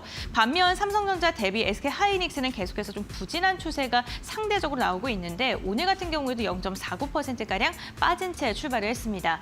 엔비디아의 지금 기조 연설이 발표가 됐는데 시장에서는 이렇다 할 크리티컬한 한 방이 없었다라고 지금 생각을 하고 엔비디아가 정규장에서 3% 이상 빠지면서 시총 3위까지 밀려났습니다. SK하이닉스는요 지금 GTC에서 신기술력을 지금 전시하고 보여주고 있는데 주가 역시나 오늘 엔비디아 영향받으면서 부진한 상황 확인되고 있고요. 삼성 바이오로직스 오늘 상승폭 좋습니다. 5일 차트 보게 되더라도요. 지금 단기적으로 견조한 상승세 바이오로직스에 이어지고 있는 상황이고요. LG 에너지 솔루션도 오늘 1% 이상 상승합니다. 지금 LG 에너지 솔루션에서는 지금 최근에 캐즘에 대한 우려와 신기술 개발에 대한 그러한 이야기들이 상충하고 있는 상황이고요. 테슬라가 간밤에 급락을 했음에도 불구하고 LG 엔솔은 오늘 1% 이상의 상승으로 출발했습니다. 현대차 같은 경우에는 2월 수출이 정말 좋았다. 차량 수출이 굉장히 좋았다라는 소식에도 불구하고 오늘 동시효과는 다르게 0.25%가량 하락으로 출발했습니다. 다음 장 보시죠. 네, 셀트리온이 오늘도 상승합니다. 0.43%가량 오름세가 나오면서 어제 하락분 좀 만회하는 모습이고요. 기아 역시나 오늘 현대차와 마찬가지로 하락 추세 이어가고 있습니다. 하나 에어로스페이스 오늘 쉬어가네요. 0.52%가량 빠지고 있는데요. 다만 한화 그룹주를 향해서 외국인의 매수세가 집중적으로 유입되고 있다는 점을 체크해 보셔야 될 것 같습니다. 네이버 오늘 0.24%가량 상승으로 출발했습니다. 다음 장 보시죠. 네, KB금융 어제에서 오늘도 시세 이어가고요. 이와 함께 한화그룹주 가운데서도 한화오션 외국인의 매수세가 정말 많이 유입되고 있는데 1.6%가량 강세가 나오고 있습니다. 호주에 있는 지금 방산 업체에 대한 이야기가 긍정적으로 작용하고 있는 것으로 보이고요. 포스코홀딩스 1.6%가량 강한 반등 나오고 있고요. 현대모비스도 오늘 소폭입니다만 상승 출발하면서 현대그룹주와 최근에는 계속해서 다른 움직임, 긍정적인 방향성 나타나고 있습니다. 다음 장 보시죠. 네, 신한지주도 오늘 상승하고요. 메리츠 금융지주만 금융지주사 20위권 내에서 유일하게 하락하고 있습니다. 삼성물산 오늘 0.57%가량 상승 출발. 카카오도 상승하면서 오늘 인터넷 대표주들 전반적으로 긍정적이고요. SK이노베이션도 오랜만에 반등 시도하고 있습니다. 다음으로는 코스닥 시가총액 상위 종목 함께 살펴보겠습니다. 네, 알테오젠이 오늘은 쉬어갑니다. 그동안 많이 올랐습니다. 0.1%가량 하락하고 있고요. HLB 역시나 오늘 급등에 대한 매도 물량 출회가 되면서 1%가량 하락 출발. 반면에 2차 전지 기업인 에코프로와 BM은 일제히 상승으로 출발하면서 동시효과는 다른 움직임 포착되고 있고요. 레인보우 로보틱스 오늘 1%가량 빠지고 있습니다. 다음 장 보시죠. 네, 삼천당제약 그리고 휴재 클래시스까지도 오늘 전반적으로 5위부터 10위권까지는 분위기가 괜찮은데 파마 리서치만 유일하게 하락을 하고 있습니다. 의료 미용기계 관련 기업들 장기적인 추세는 긍정적인데요. 단기적으로 섹터 내에서도 변동성이 확인되고 있고요. 다음 장 보시죠. 네, 리노공업과 HPSP는 오늘 일제히 상승합니다. 1% 이상 강한 상승 나오고 있습니다. 이와 함께 어제 실적에 대한 실망감으로 급락했었던 JYP 엔터가 오늘은 반발 매수세 유입되고 있고요. 셀트리온 제약 지난해 매출 정말 좋았습니다. 이러한 소식 속에 어제여서 오늘까지도 강한 시세를 이어가고 있습니다. 네, 이렇게 시가총액 상위 종목군들까지 저희가 확인을 해봤는데 오늘은요 또 삼성전자의 정기 주주총회가 예정되어 있는 날이기도 합니다. 이를 앞두고 삼성전자의 기대감이 좀 지속적으로 유입되고 있는 모습인데요. 과연 오늘 주주총회에서 어떤 이야기가 나올지도 저희와 함께 알아보시면 좋을 것 같고요. 전문가들은 오늘 개장 상황 그렇다면 어떻게 바라보고 있을까요? 지금 바로 알아보시죠. 네, 지금 그 사이에 또 지수가 좀 더 좋아졌고요. 코스닥은 플러스로 돌아섰습니다. 지금 코스피 0.68%까지 아까 출발 상황의 2배 정도 이상으로 좀 올라왔고 코스닥도 0.19% 플러스로 돌아섰고요. 수급을 좀 보니까 오늘 개인들이 다 팔고요. 외국인이 지금 코스피도 조금 전에 순매수로 돌아섰고 코스닥은 지금 116억, 코스피보다 오늘 조금 더 매수 규모가 큽니다. 그리고 선물도 다 순매수로 돌아섰고 기관도 오늘 다 코스피, 코스닥 다 순매수를 하고 있는데 금융투자 쪽이 전체적으로 기관 매수를 주도로 하고 있는데 연기금이 오늘도 코스피 쪽은 좀 현재 70억 정도 사고 있는 그런 모습입니다. 그러니까 금융투자하고 연기금이 오늘 기관의 매수, 순매수를 좀 주도하고 있는 그런 모습이 나타나고 있습니다. 자, 이제 두 분 또 출발 상황 어떻게 또 해석하시는지 말씀 들어보죠. 서 차장님 들어볼까요? 네, 오늘 뭐 하락 출발은 했습니다만 미국 시장 영향으로 좀 그렇다라고 볼 수 있겠고요. 하지만 최근 우리나라 시장의 움직임들을 보면 뭐 미국 시장이 좀 하락을 하더라도 좀 낙폭을 좀 줄여나가는 모습들을 좀 보이곤 합니다. 오늘 역시 뭐 그러한 모습들과 더불어서 함께 좀 나타나주고 있다라고 볼 수 있겠고요. 코스피 지수는 2600선 이번 돌파할 때 외국인의 수급이 결정적인 역할을 했다라고 볼 수 있겠고요. 지금 현재 최근 상승도 지속적인 외국인 수급들이 동반되고 있는 상황 속에서 뭐 장기 이평선이 200일 이평선도 좀 돌파됐다라는 점을 감안해 볼 때 2600선에 대한 지지대는 강력할 것으로 예상이 되고 있고요. 추가적인 상승도 좀 열어놓고 좀 볼 필요가 있지 않을까 싶습니다. 사실 지금 환율 상황이 그렇게 좋지 못한 상황 속에서도 외국인의 수급들이 지속적으로 좀 들어와 주고 있다라고 볼 수 있겠고요. 특히나 어저께는 현물 시장에서도 좀 강한 모습들이 좀 들어와 줬다라는 점도 특징이라고 볼 수 있겠습니다. 그리고 선물 시장에서의 수급들이 상당히 좀 특징적인데요. 3월 14일부터 지속적으로 외국인들이 선물 시장을 중심으로 외국인 매수세가 좀 들어오고 있습니다. 그런 상황 속에서 미결제 약정의 물량들을 보면 증가분을 좀 보여주고 있죠. 그러니까 결제가 되지 않은 물량과 더불어 선물 수급이 들어오고 있다라는 것은 네이키드 상방 쪽에 대한 부분들이 좀 열려 있다라고 좀 볼 수 있겠고요. 그런 점들이 지수를 끌어올리고 있다라고 볼 수 있겠습니다. 이러한 결과값들로 보면은 뭐 코스피 100이 제일 강하고요. 코스피 200이 그 다음으로 강하고 코스피 종합이 강하다라고 볼 수 있을 텐데 그만큼 대형주 중심으로 외국인들의 강력한 매수가 좀 들어오고 있다라고 보여집니다. 물론 아직 초반의 단계이기 때문에 뭐 이걸로 인해서 우리나라 시장이 좋아질 거다라고 단정질 수는 없겠으나 이제 3월 말부터는 또 공매도 재개가 앞두고 있지 않습니까? 그런 상황 속에서 외국인들이 오히려 좀 수급적인 면에서 좀 자유로워질 수 있다는 점에서 미리 매수가 들어오는 게 아닌가라고 예측을 좀 해볼 수 있겠고 그렇다라고 한다라면 지수는 조금 더 좋아지는 흐름들이 좀 이어질 수 있지 않을까라고 생각을 하고 있습니다. 반면에 이제 코스닥의 경우에는 좀 수급이 아직까지는 좀 아쉽습니다. 아무래도 이제 대형주 쪽으로 좀 쏠려 있고 코스닥의 주도 업종들이 시장을 좀 주도하지는 못하고 있는 상황이다 보니까 현재 구간에서는 뭐 코스닥보다는 코스피 쪽에서의 순환을 좀 더 노려보시는 게 훨씬 더 유리하지 않을까라고 좀 생각을 해보실 수가 있겠고요. 전체적인 지수의 한 단계 좀 점프할 수 있는 구간대는 놓이면서 지난번 고점인 2680선을 다시 한번 좀 시도하지 않을까라고 좀 전망을 하고 있는 상황입니다. 자, 이번에는 신유서 위원님 출발 상황 말씀 들어보죠. 네, 지수부터 보겠습니다. 코스피는 2632.80, 20.46포인트 오르네요. 등락률은 0.76%에서 0.78% 나오고요. 코스닥은 744.79, 0.75 마이너스입니다. 0.10% 마이너스 등락률이고요. 1개월 대비로 많이 벌어졌습니다. 코스피는 마이너스 0.55% 약보합, 코스닥은 1개월이 마이너스 3.63%로 지금 하락세가 늘어났네요. 3개월 대비로는 코스피가 8.66% 플러스, 코스닥은 플러스 11.56%로 아직도 코스닥이 앞서 있긴 합니다. 자, 코스피 정말 중요한 구간을 지금 돌파하고 있죠. 자, 이제 거래일수가 한 2주 남았는데 2주 남았죠. 지금 이렇게 완성이 되면 정말 좋은 그림이라고 말씀드렸죠. 지금 이 정도 수준에서만 더 이상 안 빠지고 현상 유지만 해도 엄청 성공적입니다. 만 6개월 만에 20개월 선과 60개월 선, 이 10개월 선 전부 다 이 자리를 뚫는다고 말씀드렸죠. 지난달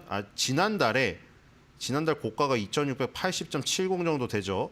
이 자리까지 안 가도 종가상으로 2602 정도, 50 정도만 유지를 해도 중요한 구간을 뚫고 끝난다는 게 의미가 있습니다. 지난달에 2680을 찍었지만 종가로는 확 밀려가지고 2400선에서 끝났기 때문에 이 부분이 아쉬운 거죠. 결국 종가가 중요한 거죠. 윗꼬리, 아랫꼬리가 중요한 게 아니라 종가, 이 몸통의 끝이 중요한 겁니다. 양봉이니까 끝에 윗 몸통이겠죠. 그래서 이 부분을 뚫고 끝난다면 상당히 좋은 그림으로 마무리가 된다. 그렇게 되면 이제 4월 달이 상당히 기대가 되는 것이죠. 자, 코스닥은 지금 약한 이유가 당연히 이 밑바닥으로 빠져 있기 때문입니다. 그래서 코스피보다 어려운 상황이고요. 당연히 외국인 수급이 거기에 연관되어 있겠죠. 자, 원달러 환율은 쉽사리 무너지지 않고 있습니다.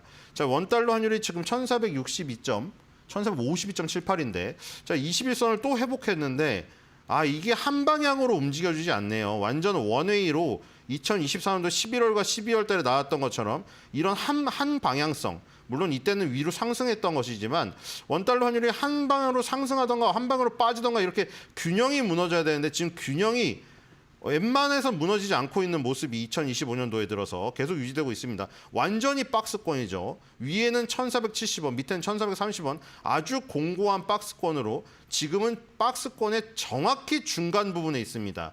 절대 지금 한쪽으로 치우치지 않고 있는 모습이고 이게 완전히 치우치려면 수급이 확 한쪽으로 쏠려야 되는데 지금 비등비등한 상황이죠.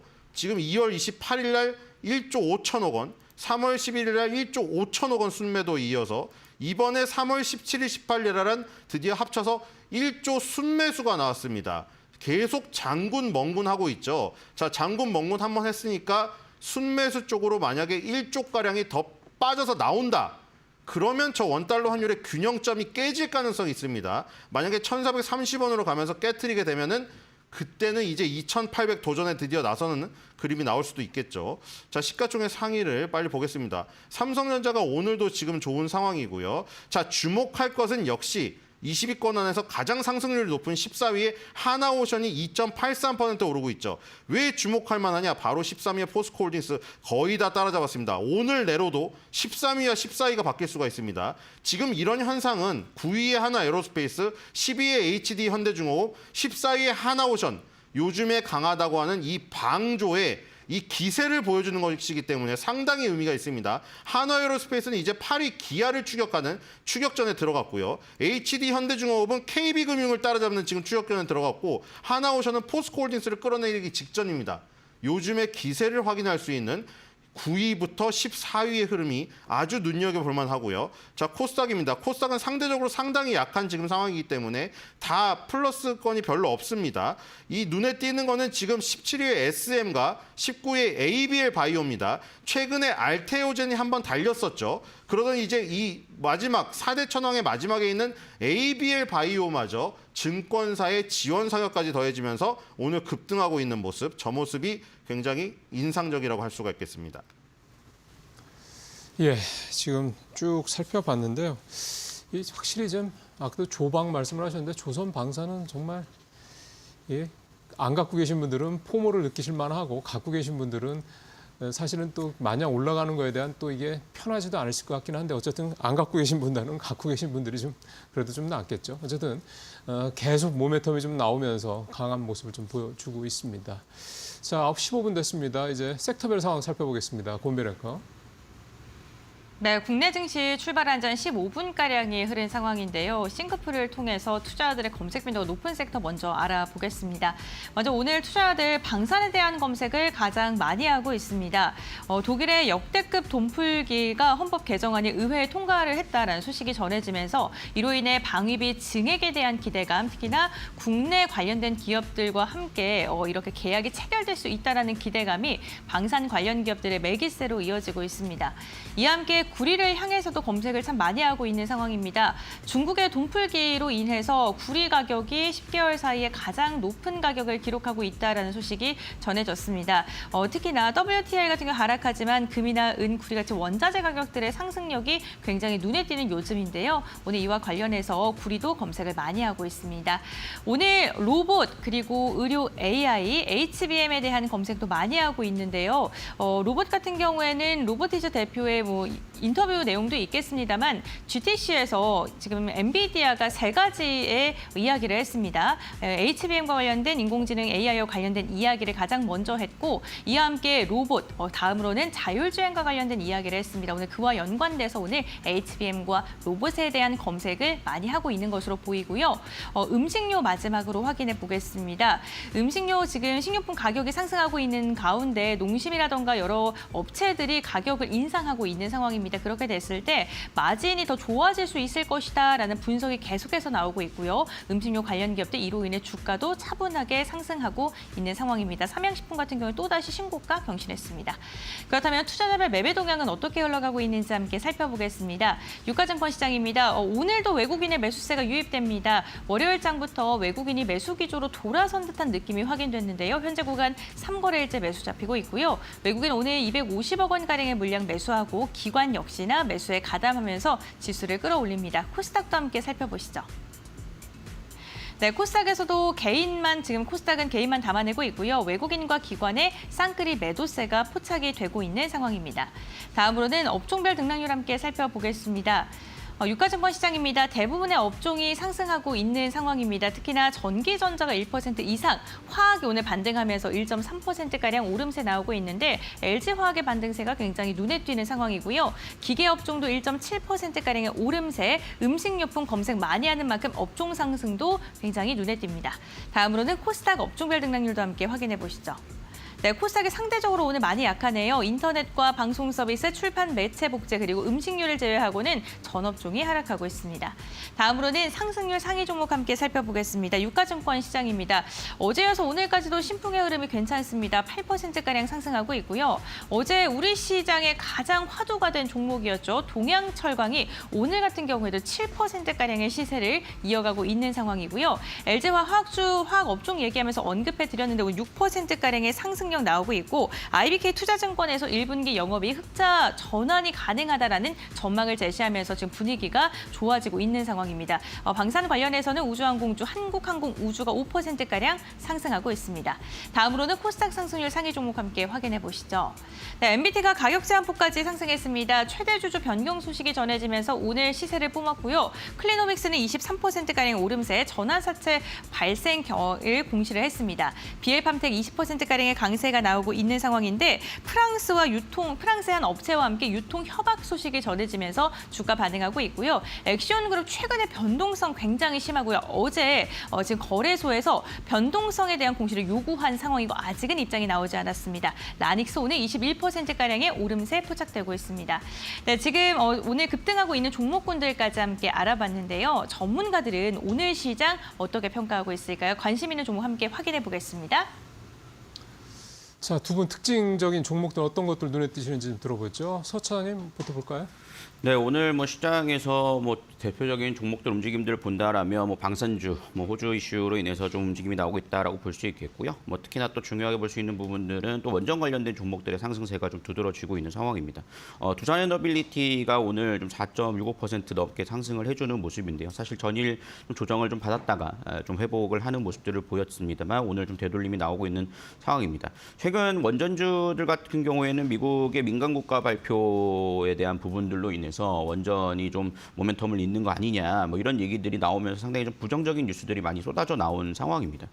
그럼에도 불구하고 오늘 원전주들의 상승이 좀 두드러지고 있다라고 볼 수 있겠고요. 사실 전반적으로 볼 때 지금 민간 발표로 인해서 웨스팅하우스와의 한순간의 결렬이 있는 거 아니냐라는 얘기들도 나오고 있지만 사실 전체적인 방향성에 대한 부분들에 있어서는 크게 무리는 없다라고 좀 판단을 하고 있습니다.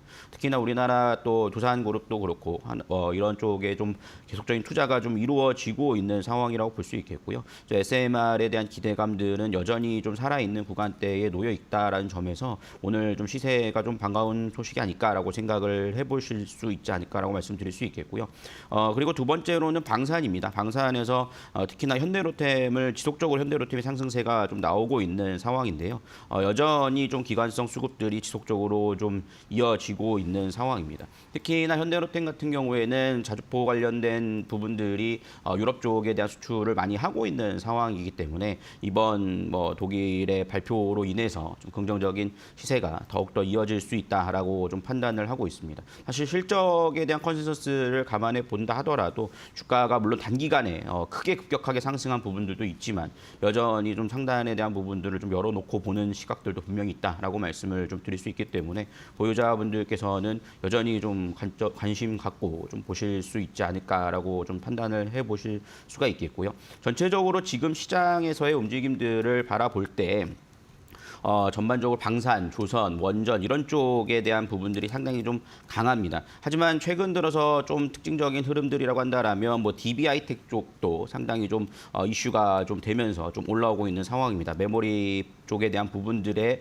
실적들이 좀 다시 한번 좀 회복이 되고 있다라고 볼 수 있겠고요. 삼성전자와 더불어서 시세가 좀 더 이어질 수 있지 않을까라는 긍정적인 시각이 있기 때문에 우리가 지금 그동안에 바라보았던 방산과 조선, 그다음에 원전 쪽에 대한 부분들 조금 고가 논란이 있는 부분들도 있겠습니다만 한 축으로서 다시 한번 좀 수급이 들어오고 있다는 점들을 감안해 본다라면 반도체 쪽에 대한 부분들도 좀 서서히 관심을 가져야 될 시기가 아닐까라는 차원에서 좀 DBI텍도 좀 관심 있게 보시면 좋지 않을까라고 생각을 하고 있습니다.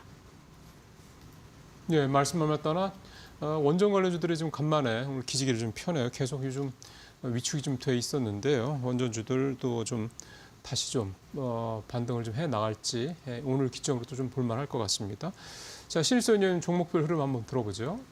네, 섹터별 상승률을 보겠습니다. 지금 뭐 토스, 웹툰, 그리고 지금 마리아나 뭐 이런 게 강한데 문제는 여기 토스랑 웹툰 이런 데는 MBT라는 이 한 종목이 최대 주주 변경 소식으로 지금 다 엮여 있기 때문에 뭐 지금 뭐 토스가 상장을 지금 다시 앞두고 있다던가 이런 소식은 아닙니다. 자, 그리고 자원개발주에서는 BL팜텍, 그러니까 아까 자원개발과 마리아나는 다 BL팜텍이 또 속해 있어요. 근데 여기서 뭐 자원개발이나 지금 마리아나가 다시 뭐 그 이슈가 된 게 아니고 BL팜텍에서 미스터 미니라는 라면을 K푸드의 어떤 대표 식품으로 이제 판매 계약을 맺었다. 그 라면 관련으로 지금 오르는 겁니다. 자, 그리고 이제 탄소 나노튜브 이게 지금 상위에 올라오는데 여기에는 지금 화학의 대표주들이 끼어 있어요. 오늘 정말 오랜만에 LG화학, 금호석유, 롯데케미칼 한때 차화정 시절에 정말 군림했던 그 역사가 지금 아예 기억이 안 날 정도로 정말 처참한 광경을 지금 그 써내려가고 있는 이 기업들 오랜만에 급등합니다. 자, 지금 이 그 유가는 말이죠. 뭐 지금 지정학적 리스크도 지금 줄어드는 것 같고 방위산업이 커지는 거랑 또 다른 별개입니다. 지금 경기에 대한 불안감 이런 부분 때문에 올라갈 건덕지가 없어서 WTI는 지금 $70 밑에서 계속 헤매이고 있어요. $66로. 근데 여기서 좀 차이가 벌어지는 것이죠. 정유주 같은 경우에 S-오일 같은 경우에는 저런 상승률이 안 나오는 것이죠. 원유에서 결국 휘발유, 경유, 등유, 중유 이런 거를 팔기 때문에 휘발유, 경유, 등유, 중유 가격에서 원유 가격을 뺀 마진이 늘어나야 되는데 이 지금 원유 가격이 내려가는 건 좋아요. 근데 휘발유, 경유, 등유 가격도 같이 내려가는 거죠. 그러니까 마진이 안 남아요. 근데 누가 좋냐? 원유에서 뽑아낸 나프타 가격이 내려가니까 그 나프타를 가지고 기초유분을 뽑아내는 화학업체들은 좋아요, 그나마. 왜냐하면 지금 원유에서 뽑아낸 나프타 가격이 내려가니까. 그래서 그런 부분이 있고 그리고 지금 중국이 경기 부양책을 계속 발표하고 있잖아요. 물론 중국의 저가 화학 물질 때문에 굉장히 어려움을 겪고 있습니다만 중국의 경기 부양책이 그나마 여기에 도움이 되는 거죠. 그래서 아직 뭐 밑바닥에서 올라오는 거라 사실 LG화학이나 금호석이나 롯데케미칼이 요거 하러 올라가지고는 사실 택도 없습니다. LG화학의 차트를 보면 정말 2020년도 3월 코로나가 벌어졌다는 그 지점을 깨고 있어요. 지금 얼마나 심각한지 아시겠죠. 코로나 때보다 안 좋다는 거예요. 지금 금호석유도 거의 코로나 지점까지 갈 뻔했는데 금호석유 같은 경우에는 이 지금 나프타에서 뽑아내는 기초유분 그 부분이 없죠. 그렇기 때문에 좀 더 유리했던 것이고 롯데케미칼은 더 심각합니다. 이미 2020년도 3월달 가격을 깼습니다. 2020년 3월달 코로나가 일어났을 때 최저점이 지금 10만 9천 원이었는데 지금 7만 2천 원입니다. 정말 심각하죠. 오랜만에 급등이 일어나고 있으나 코로나 때 저점보다도 더 깬 이런 지금 상황에서는 하루 올라가지고는 지금 택도 없다는 거. 하지만 오랜만에 화학주가 올라가고 있는 이 특징적인 모습은 팩트입니다. 네, 알겠습니다. 화학업종의 오랜만에 반등세를 좀 이야기를 집중적으로 해주셨고요. 그렇다면 두 분과 함께 오늘장 키포인트 정리해 보도록 하겠습니다. 먼저 서 차장님 말씀해 주시죠. 네, 오늘장 키포인트는 한국 증시 미워도 다시 한번이라고 좀 잡아봤습니다. 최근 시장의 움직임을 보면 코스피 지수를 중심으로 해서 시장이 다시 한번 좀 살아나고 있고요. 특히나 외국인 수급이 좀 돌아오고 있다라는 점, 이런 점에서는 뭐 이번 상승이 좀 반갑지 않을까라고 생각을 합니다. 지난번 상승을 좀 넘어서는 흐름들도 좀 기대해 볼 수 있을 것으로 예상이 되고 있고요. 특히나 지금 이제 미국 시장에서의 조정이 나오고 그 시장들이 다른 신흥국가들로 좀 수급이 유입되는 경향 경향들을 좀 보이고 있기 때문에 그런 점에서 한국 증시를 지금 뭐 비관적으로 보기보다는 오히려 좀 전망을 좀 밝게 보면서 좀 종목을 좀 선별해 나신다라면 한국 증시가 오히려 좀 더 좀 수익률이 더 좋을 수 있지 않을까라고 좀 기대를 하고 있습니다. 네, 알겠습니다. 국내 증시의 상승을 조금 기대해 볼 만한 그런 언급을 해주셨고요. 그렇다면 신 의원님께서는 오늘 장기 포인트 어떻게 선정하셨을까요? 네, 방조의 대시세를 절대 방조하지 마라입니다. 자, 지금 순환매는 아직도 되고 있고 기회는 엄청나게 많아요. 지금 밸류체인 사슬로 보면 계속 순환매가 일어나고 있잖아요. 육해공 얘기 드렸기 때문에 한국항공우주가 이제 후발로 지금 가고 있고 한국항공우주를 비롯하여 지금 방산주들이 가니까 방산기자재가 또 가지 않습니까? 조선도 마찬가지죠. 조선주 밸류체인이 계속해서 돌고 있어요.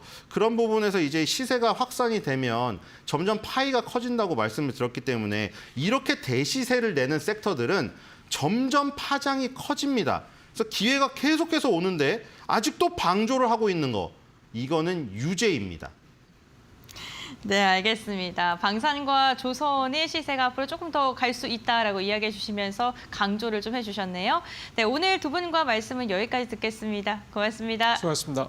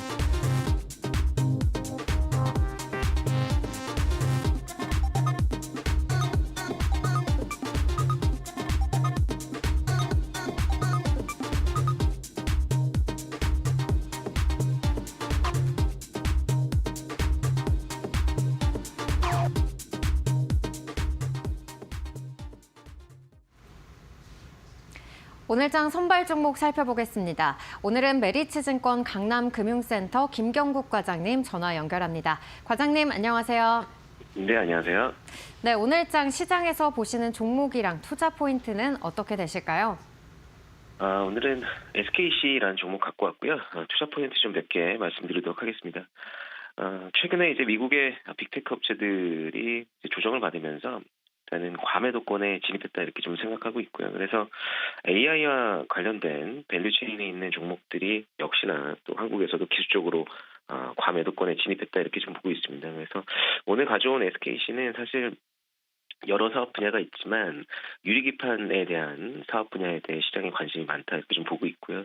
사실 유리기판은 기존의 이제 실리콘 기판을 대체할 수 있는 신기술로 각광을 받고 있고, 유리기판의 장점으로 좀 말씀드리면 일단은 같은 면적 대비해서 전기적 신호를 10배 이상 전달이 용이하고요. 그다음에 전력 소모 측면에 있어서도 절감이 가능한 유리한 구조를 갖고 있습니다. 실리콘 기판 대비해서. 그래서 사실 동사가 아직 첫 고객사로 납품이 이루어지고 있지는 않지만 고객사로 유리한 회사가 이제 미국의 AMD라는 회사인데, 근데 AMD가 사실은 SK 하이닉스가 HBM 초기 사업 국면에 있어서 첫 파트너로 자리매김을 하면서 하이닉스의 HBM 성장세를 좀 주도했다 이렇게 좀 말씀드리고 싶은데, SKC도 마찬가지로 고객사로 유력한 AMD를 첫 고객사로 만약에 확보해서 이제 초도 공급 물량이 확정이 된다면 이런 HBM과 유사한 구조의 스토리를 이어가지 않을까 그렇게 좀 보고 있고요. 동사에 좀 발목을 잡고 있었던 동박사업부 같은 경우에는 실질적으로 바닥에 진입했다라는 이야기가 시장에서 좀 나오고 있습니다. 그래서 동사의 신성장 사업인 유리기판 그리고 2차 전지 관련된 동박사업부가 바닥을 통과한다면 동사의 실적이 좀 좋아질 가능성이 있지 않을까. 사실 4분기 동사가 역시 대규모 적자를 시현하면서 아직은 내러티브에 의한 좀 상승으로만 국한돼 있거든요. 그래서 이익 성장이 더해진다면 주가가 다시 한번 갈 수 있는 모멘텀을 가질 수 있을 것 같고요. 그래서 삼성전기도 최근에 이제 유리 인터포저와 관련된 투자를 대대적으로 한다 이런 이야기가 나왔기 때문에 유리기판에 대한 이야기는 시장에서 계속 나올 확률이 높다 이렇게 좀 보고 있습니다. 네. 앱솔리스의 경쟁력과 또 AI 밸류체인 과매도권을 진입했다는 점 살펴봐야겠고요. 그렇다면 가격 전략은 어떻게 보시나요? 일단 기술적으로 굉장히 러프한 자리에 들어와 있습니다. 최근 조정을 많이 받았고요. 그래서 현재가에서는 매수가 유효하다 이렇게 좀 보고 있고요. 목표가는 17만 원 그리고 손절 라인은 11만 원 제시해드리도록 하겠습니다. 네, 매수가는 현재가, 목표가는 17만 원 제시해 주셨습니다. 말씀은 여기까지 듣도록 하겠습니다. 고맙습니다. 네, 감사합니다. 네, 오늘 종목 SKC입니다. 투자에 참고하시길 바라겠고요. 여기까지 오늘장 선발 종목 살펴봤습니다.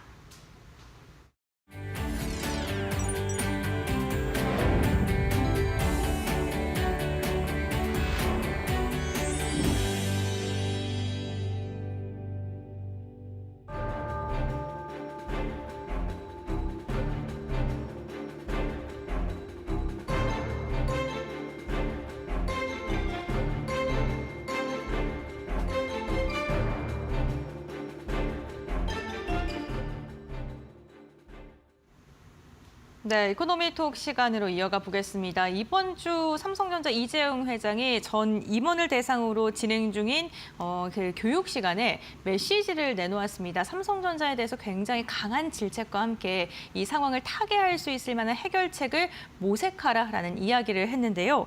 과연 삼성은 독한 삼성인의 자세로 위기를 극복할 수 있는 그런 해답을 내놓을 수 있을지 오늘 리더스 인덱스의 박주근 대표와 함께 이야기 나눠보겠습니다. 안녕하십니까? 네, 안녕하세요. 네, 반갑습니다.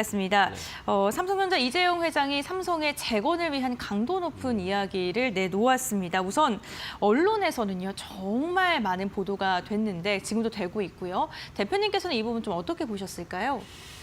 뭐 장기간은 계획된 걸로 보이는데, 네, 저는 굉장히 비관적으로 봤습니다. 비관적으로요. 네, 왜냐하면 우선 신문들이 제목은 굉장히 세게 뽑았어요. 네. 사적생이란 말을 쓰면서 했는데 첫 번째로 일단 시점이 늦었다. 시점이 늦었다. 그리고 내용과 형식도 굉장히 진정성이 없었다. 우선 직접 나타나지 않았습니다. 네. 그리고 이재용 회장이 사장단 회의를 통해서 뭐 이야기했던 메시지들을 그것도 육성이 아니라 성우들을 써서 메시지를 동영상으로 틀었다는 거예요. 네. 예. 그러니까 기본적으로 현재 그 메시지의 워딩은 뭐 사적성이란 말로 쓴지 모르겠는데 일단 형식과 어떤 뭐 시점의 면에서는 과연 삼성전자가 현실 파악을 하고 있는 것이냐라고 볼 수밖에 없고요. 네. 그리고 메시지 내용도 되게 추상적이었습니다. 우선 제가 아쉬웠던 부분은 네. 왜 그렇게 됐는지에 대한 구체적 내용이 없다는 게 아쉬웠고 그리고 미래에 대한 어떤 방향성도 제시하지 못했고요. 네. 그리고 방법론도 없었습니다. 그냥 추상적인 기술이라는 구호 같은 말뿐이었고요. 현재 삼성전자 위기를 이 정도로 타개하겠다는 것에 대해서는 되게 실망스러웠다. 반면에 신문들은 너무 호들갑을 떨었다. 이렇게 봅니다. 그리고 실제 네. 보면 선대 이건희 회장이 94년도에 네. 프랑크푸르트 선언을 할 때는요. 기본적으로 임원들을 앉혀놓고 당시에는 몇 시간씩 마라톤 회의를 했습니다. 직접 육성으로. 소통을 했다는 거죠. 그렇죠. 네. 그 정도 해도 될까 말까예요, 사실은. 그런데 몇 분짜리 동영상으로 그것도 육성이 아니라 성우들을 시켜서 메시지를 전달했다. 과연 통할까라는 의구심이 들 수밖에 없고 저는 삼성전자의 리더들이 과연 이 위기를 정말 투자자들이나 시장만큼 의식을 가지고 있을까라고 의심할 수밖에 없는 회견이 아니었나라고 보고 있습니다. 네, 어쨌든 지금 대표님께서는 좀 부정적으로 이야기를 해주시는데 메시지를 영상으로 전달하면서 소통이 조금 부재했다는 그 상황 그리고 정말 위기의식이 있는 것이냐에 대한 그런 의문을 좀 제기를 했습니다. 그렇다면 어쨌든 이재용 회장이 정말 시장에서 기다리던 그런 메시지를 내놓은 건 맞잖아요. 언제 입장을 내놓을 것인가에 대한 이야기가 많았었는데 좀 강력하게 내놓았다라고 지금 언론들은 평가를 하고 있는 상황이긴 합니다.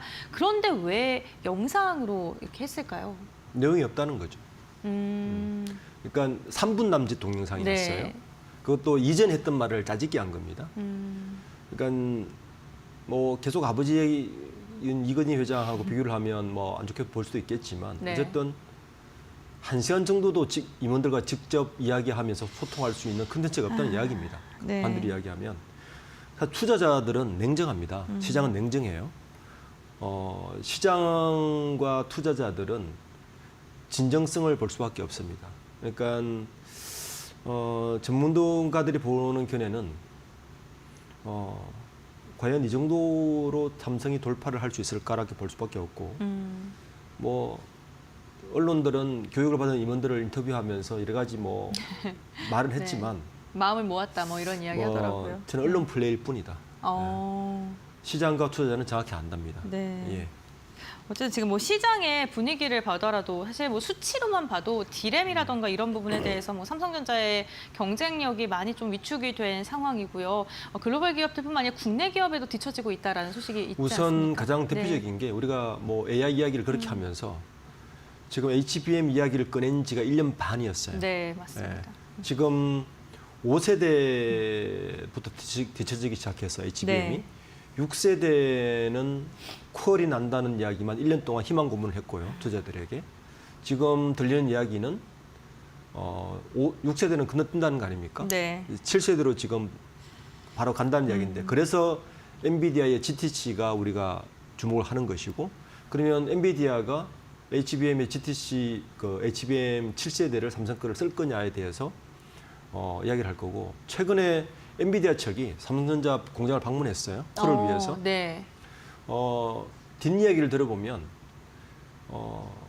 우리가 학교 다닐 때 교육감 오면 청소 열심히 하잖아요. 네. 그런 분위기였다. 네. 그러니까 얼마나 삼성전자의 글로벌 위상에 비해서 처참했는가를 단적으로 알 수가 있고요. 그건 사실 실적으로 알 수 있습니다. HBM 보시면 파운드리는 삼성이 30% 공을 했는데 네. 10% 선이 무너진 지는 꽤 됐습니다. 그러네요. TSMC만 높아지고 있네요. 제가 볼 때는 8%, 10%를 넘는 거는 현재의 삼성전자의 기술력으로는 불가능하다. 올해까지. 그렇게 봐야 될 것이고. 지금 HBM도 시장에서 이미 30% 선을 지킬 수 있을까의 고민입니다. 만약에 이런 거예요. 원래 6세대는 이미 건너뛴 것 같고 네. 7세대 HBM이 이번에 오늘부터 열리는 미국의 GTC 엔비디아에서 삼성전자의 HBM 퀄을 낸다고 하면 이 퀄이 나면요 실제 제품이 들어가는 건 하반기입니다. 하반기요? 네. 자 그러면 저 시장을 지킬 수 있을까? 예요. 자 그리고 또 하나의 삼성전자의 이제 주력이 스마트폰인데 네. 이미 마켓쇼 20% 무너졌습니다. 네. 뭐 모든 숫자들이 긍정적인 게 별로 없어요. 근데 이 정도 상황에서 3분짜리 동영상으로 임원들 교육을 했다. 그리고 언론은 너무 호들갑을 떨었다. 왜 이렇게 봐야 되는 거예요. 그러니까 시장은 냉철합니다. 네. 그러니까 굳이 우리가 뭔가 데코레이션을 할 필요도 없고요. 투자하시는 분은 냉철하게 보셔야 됩니다. 우선 뭐 전반적인 사업 부분, 뭐 주력 사업 부분에서 계속해서 수치만 보더라도 시장에서의 점유율 자체가 좀 축소되고 있는데요. 그것에 비해서 이번에 이러한 사직생이라는 멘트라던가 아니면 그 방법들 자체가 굉장히 조금 시장의 기대치를 실망하게 할 만큼 별로 좋지 않았다라고 지금 반대로 표현을 이렇게 봐야 되는 거죠. 해주셨네요. 네. 시장에서 얼마나 기다렸으면 그러니까요. 네. 3분짜리 동영상을 가지고 저렇게 호들갑을 떨까라고 봐야 되는 거예요. 그러니까 우리는 정확히 현상을 팩트를 보고 그렇게 판단하는 게 맞습니다. 그러니까 네. 이재용 회장이 삼성전자 회장으로 오른 지가 벌써 2년 반이 다 돼가는데 아무런 메시지를 내놓지 않았거든요. 그런 와중에 임원들 교육에서 3분짜리 동영상 기사가 그것도 사실은 삼성전자에서 기사를 뿌린 것도 아니었어요. 네. 모 언론사 한 곳이 그런 내용이 있었다는 걸 얼핏 들어서 취재를 통해서 안 건데 그게 일파만파 번져서 그러니까 500만의 투자자들이 얼마나 삼성전자에 대한 소식을 기다리고 있었는가를 이번 사태를 보면 저는 굉장히 해프닝이었다고 보고 있는데 야, 이 정도로 투자자들이 갈구하고 있구나, 메시지를. 이렇게 봐야 된다. 이 사건을 이렇게 봐야 됩니다. 기대를 하고 있다는 게 느껴지는 게 개인 투자들의 삼성전자의 비중이 점점 더 커지고 있어요. 그렇죠. 지금 삼성전자가 HBM이라든가 여러 가지 곳에서 좀 타개할 만한 해결책을 언제 내놓을지에 대해서 좀 주목을 하고 있는 것 같은데 우선 단기적으로 봤을 때는 사직생이라는 말 나온 뒤에 언론 플레이라고 표현해 주셨지만 여러 언론에서 이야기가 나오고 우선 외국인은 좀 매수로 좀 돌아선 듯한 느낌 나오고 있고 오늘까지도 삼성전자는 그래도 상승을 좀 이어가고 있는 분위기입니다. 외국인이 이재용 회장의 발언을 좀 긍정적으로 해석했다고 보시는 건지 아니면 시장 전반적인 유입이라고 보시는 건지 궁금합니다. 이 발언 때문에 유입했다? 저는 아니라고 봅니다. 네. 이번에 유입된 거는 GTC 때문이에요. 네. 공교롭게도 그 기사와 GTC가 맞아떨어지면 사실은 뭐 네. 국내 모 언론사에는 그 발언 때문에 주가 올랐다 이렇게 하는데 저는 네네. 전혀 아니라고 봅니다. 그러니까 전혀, GTC 네. 때문이고요. 이번에 AI 개발자 컨퍼런스 2025에서 열리는 GTC에서 이제 삼성전자의 HBM에 대해서 젠슨 황이 좀 긍정적인 메시지를 내지 않을까라는 게 지금 시장에 반영된 겁니다. 아직은 안 나왔죠. 안 나왔죠. 네. 그게 그런 기대가 투자 심리를 자극했고, 그게 외국인 매수와 삼성전자 매수 심리를 좀 자극한 것이 실제 팩트다. 아니 투자자들이 바보는 아닙니다. 3분짜리 용량사 듣고 그렇게 들어오진 않아요. 외국인도 네. 그렇고요. 네. 근데 문제는 뭐냐면 이번에 이제 젠슨 황의 발언이 왜 중요하냐면은 이게 이제 이렇게 보셔야 돼요. 그 지금 엔비디아가 루빈을 내놓을 거잖아요. 네. 그죠? 이게 블랙엘 다음에 루빈인데 이 블랙엘도 좀 가속화가 됐는데 이게 엔비디아는 이런 거예요. 중국의 딥시크가 나오고 나서 잘못하면 우리의 주도권을 그러니까 엔비디아는 이런 거잖아요. 계속 차세대를 내놓아야만이 그렇죠. 기술 개발 혁신 수익성이 좋아지는 거예요. 그렇죠. 우리 그렇잖아요. 신차가 나오면 구형차는 디스카운트 할 수밖에 없잖아요. 그러니까 블랙엘이 나온 지 1년 반 됐는데 이 사이클을 맞춰야 엔비디아의 영업이익 곡선을 지킬 수 있단 말이에요. 그러니까 블랙엘 나오고 사실은 블랙엘은 저는 아주 성공한 사례를 보지 않습니다. 시장에서 그렇게 반응이 좋지가 않았어요. 이런 거예요. 아니 굳이 네. 딥시크는 블랙엘 같은 거 안 쓰고 더 뒷모델 쓰는데도 우리 되는데? 이렇게 본 거예요. 네, 그 정도의 추론이 가능한데. 가능하니까. 네. 그럼 엔비디아 입장에서는 시장에서 그렇게 이야기를 하면 굳이 더 가속화된 거를 내놓을 이유가 없잖아요. 시장에서 네, 사지를 그쵸. 더 비싼 거 사지를 않는데. 그렇죠.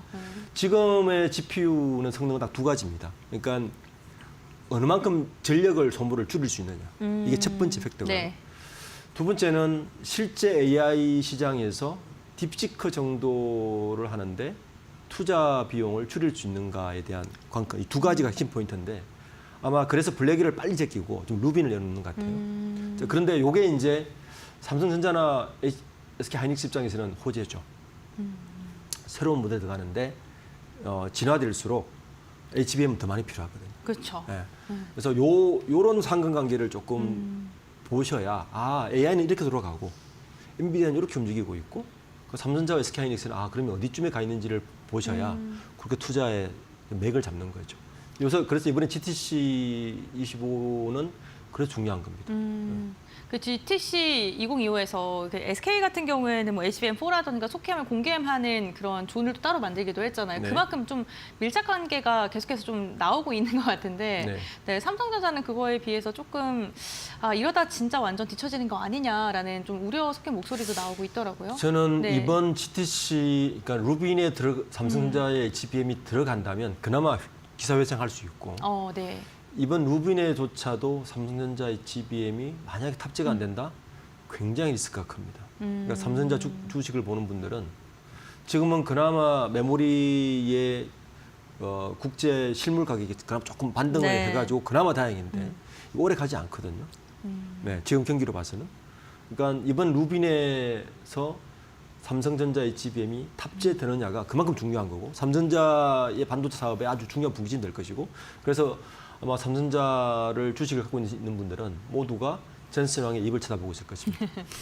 알겠습니다. 그 젠슨왕 이야기가 나와서 말인데요. 그 기조연설에서 뭐 3가지의 카테고리를 좀 나눠가지고 이야기를 했는데 정말 긴 시간 젠슨왕이 이야기했습니다. 2시간가량의 이야기를 한 것으로 알려졌는데 그렇다면 대표님께서는 그 GTC를 통해서 어떠한 좀 투자 힌트를 찾으셨는지도 궁금합니다. 저는 AI를 인프라를 준비하는 새로운 패러다임이 전개되고 있구나 합니다. 첫 번째는. 그러니까 우리가 딥시크 효과가 단순히 딥시크가 뭐 중국의 여러 가지 이야기 그걸로 끝나는 게 아니라 네. 사실은 딥시크의 등장은 GPU 엔비디아의 GPU 시장에 새로운 방향성을 만들어 줬어요. 이제 많은 AI를 준비하는 많은 기업들이 더 강력한 GPU를 원하는 것 같지만 사실 아니라는 걸 이야기해 준 거예요. 싼 걸로도 되는데 네. 굳이 고사양을. 예. 그러니까 뭐 우리가 람보르기니 같은 차 타고 시내 운전 30km 네. 운전할 필요 없는 거 아닙니까? 그쵸. 그런 거란 네. 말이에요. 굳이 람보르기니를 사라 그래요. 그럴 필요 없는 거란 말이에요. 그러니까 이런 시장의 새로운 형성을 하는데 엔비디아가 이 시장의 변화에 어떻게 지금 움직이고 대응할까가 아마 핵심 포인트고 그러면서 이제 엔비디아는 이 하드웨어적인 것에 대해서는 이제 조금 속도를 줄이면서 플랫폼화 시키는 것에 더 집중할 것 한다는 것은 관전 포인트를 봤습니다. 네, 알겠습니다. 어쨌든 딥시크를 계속해서 의식하는 발언을 내놓았는데 그럼 짧게 마지막 질문 드리겠습니다. 오늘 삼성전자 정기 주총이 있지 않습니까? 네. 관전 포인트 뭐라고 보십니까? 이번만큼 큰 네. 이슈가 없는 정규총 없는 것 같습니다. 네. 지난해에도 네. 여러 가지 이야기를 했는데 사실은 약속을 지키지 못했고요. 맞습니다. 이번에 투자자들은 질문을 많이 할 것 같아요. 그렇죠. 네, 궁금한 게 너무 HBM에 많죠. 대한 과연 콜은 언제 이루어지느냐의 질문. 이 부분에 대해서 삼성전자가 어떻게 대답할지가 좀 관전 포인트고.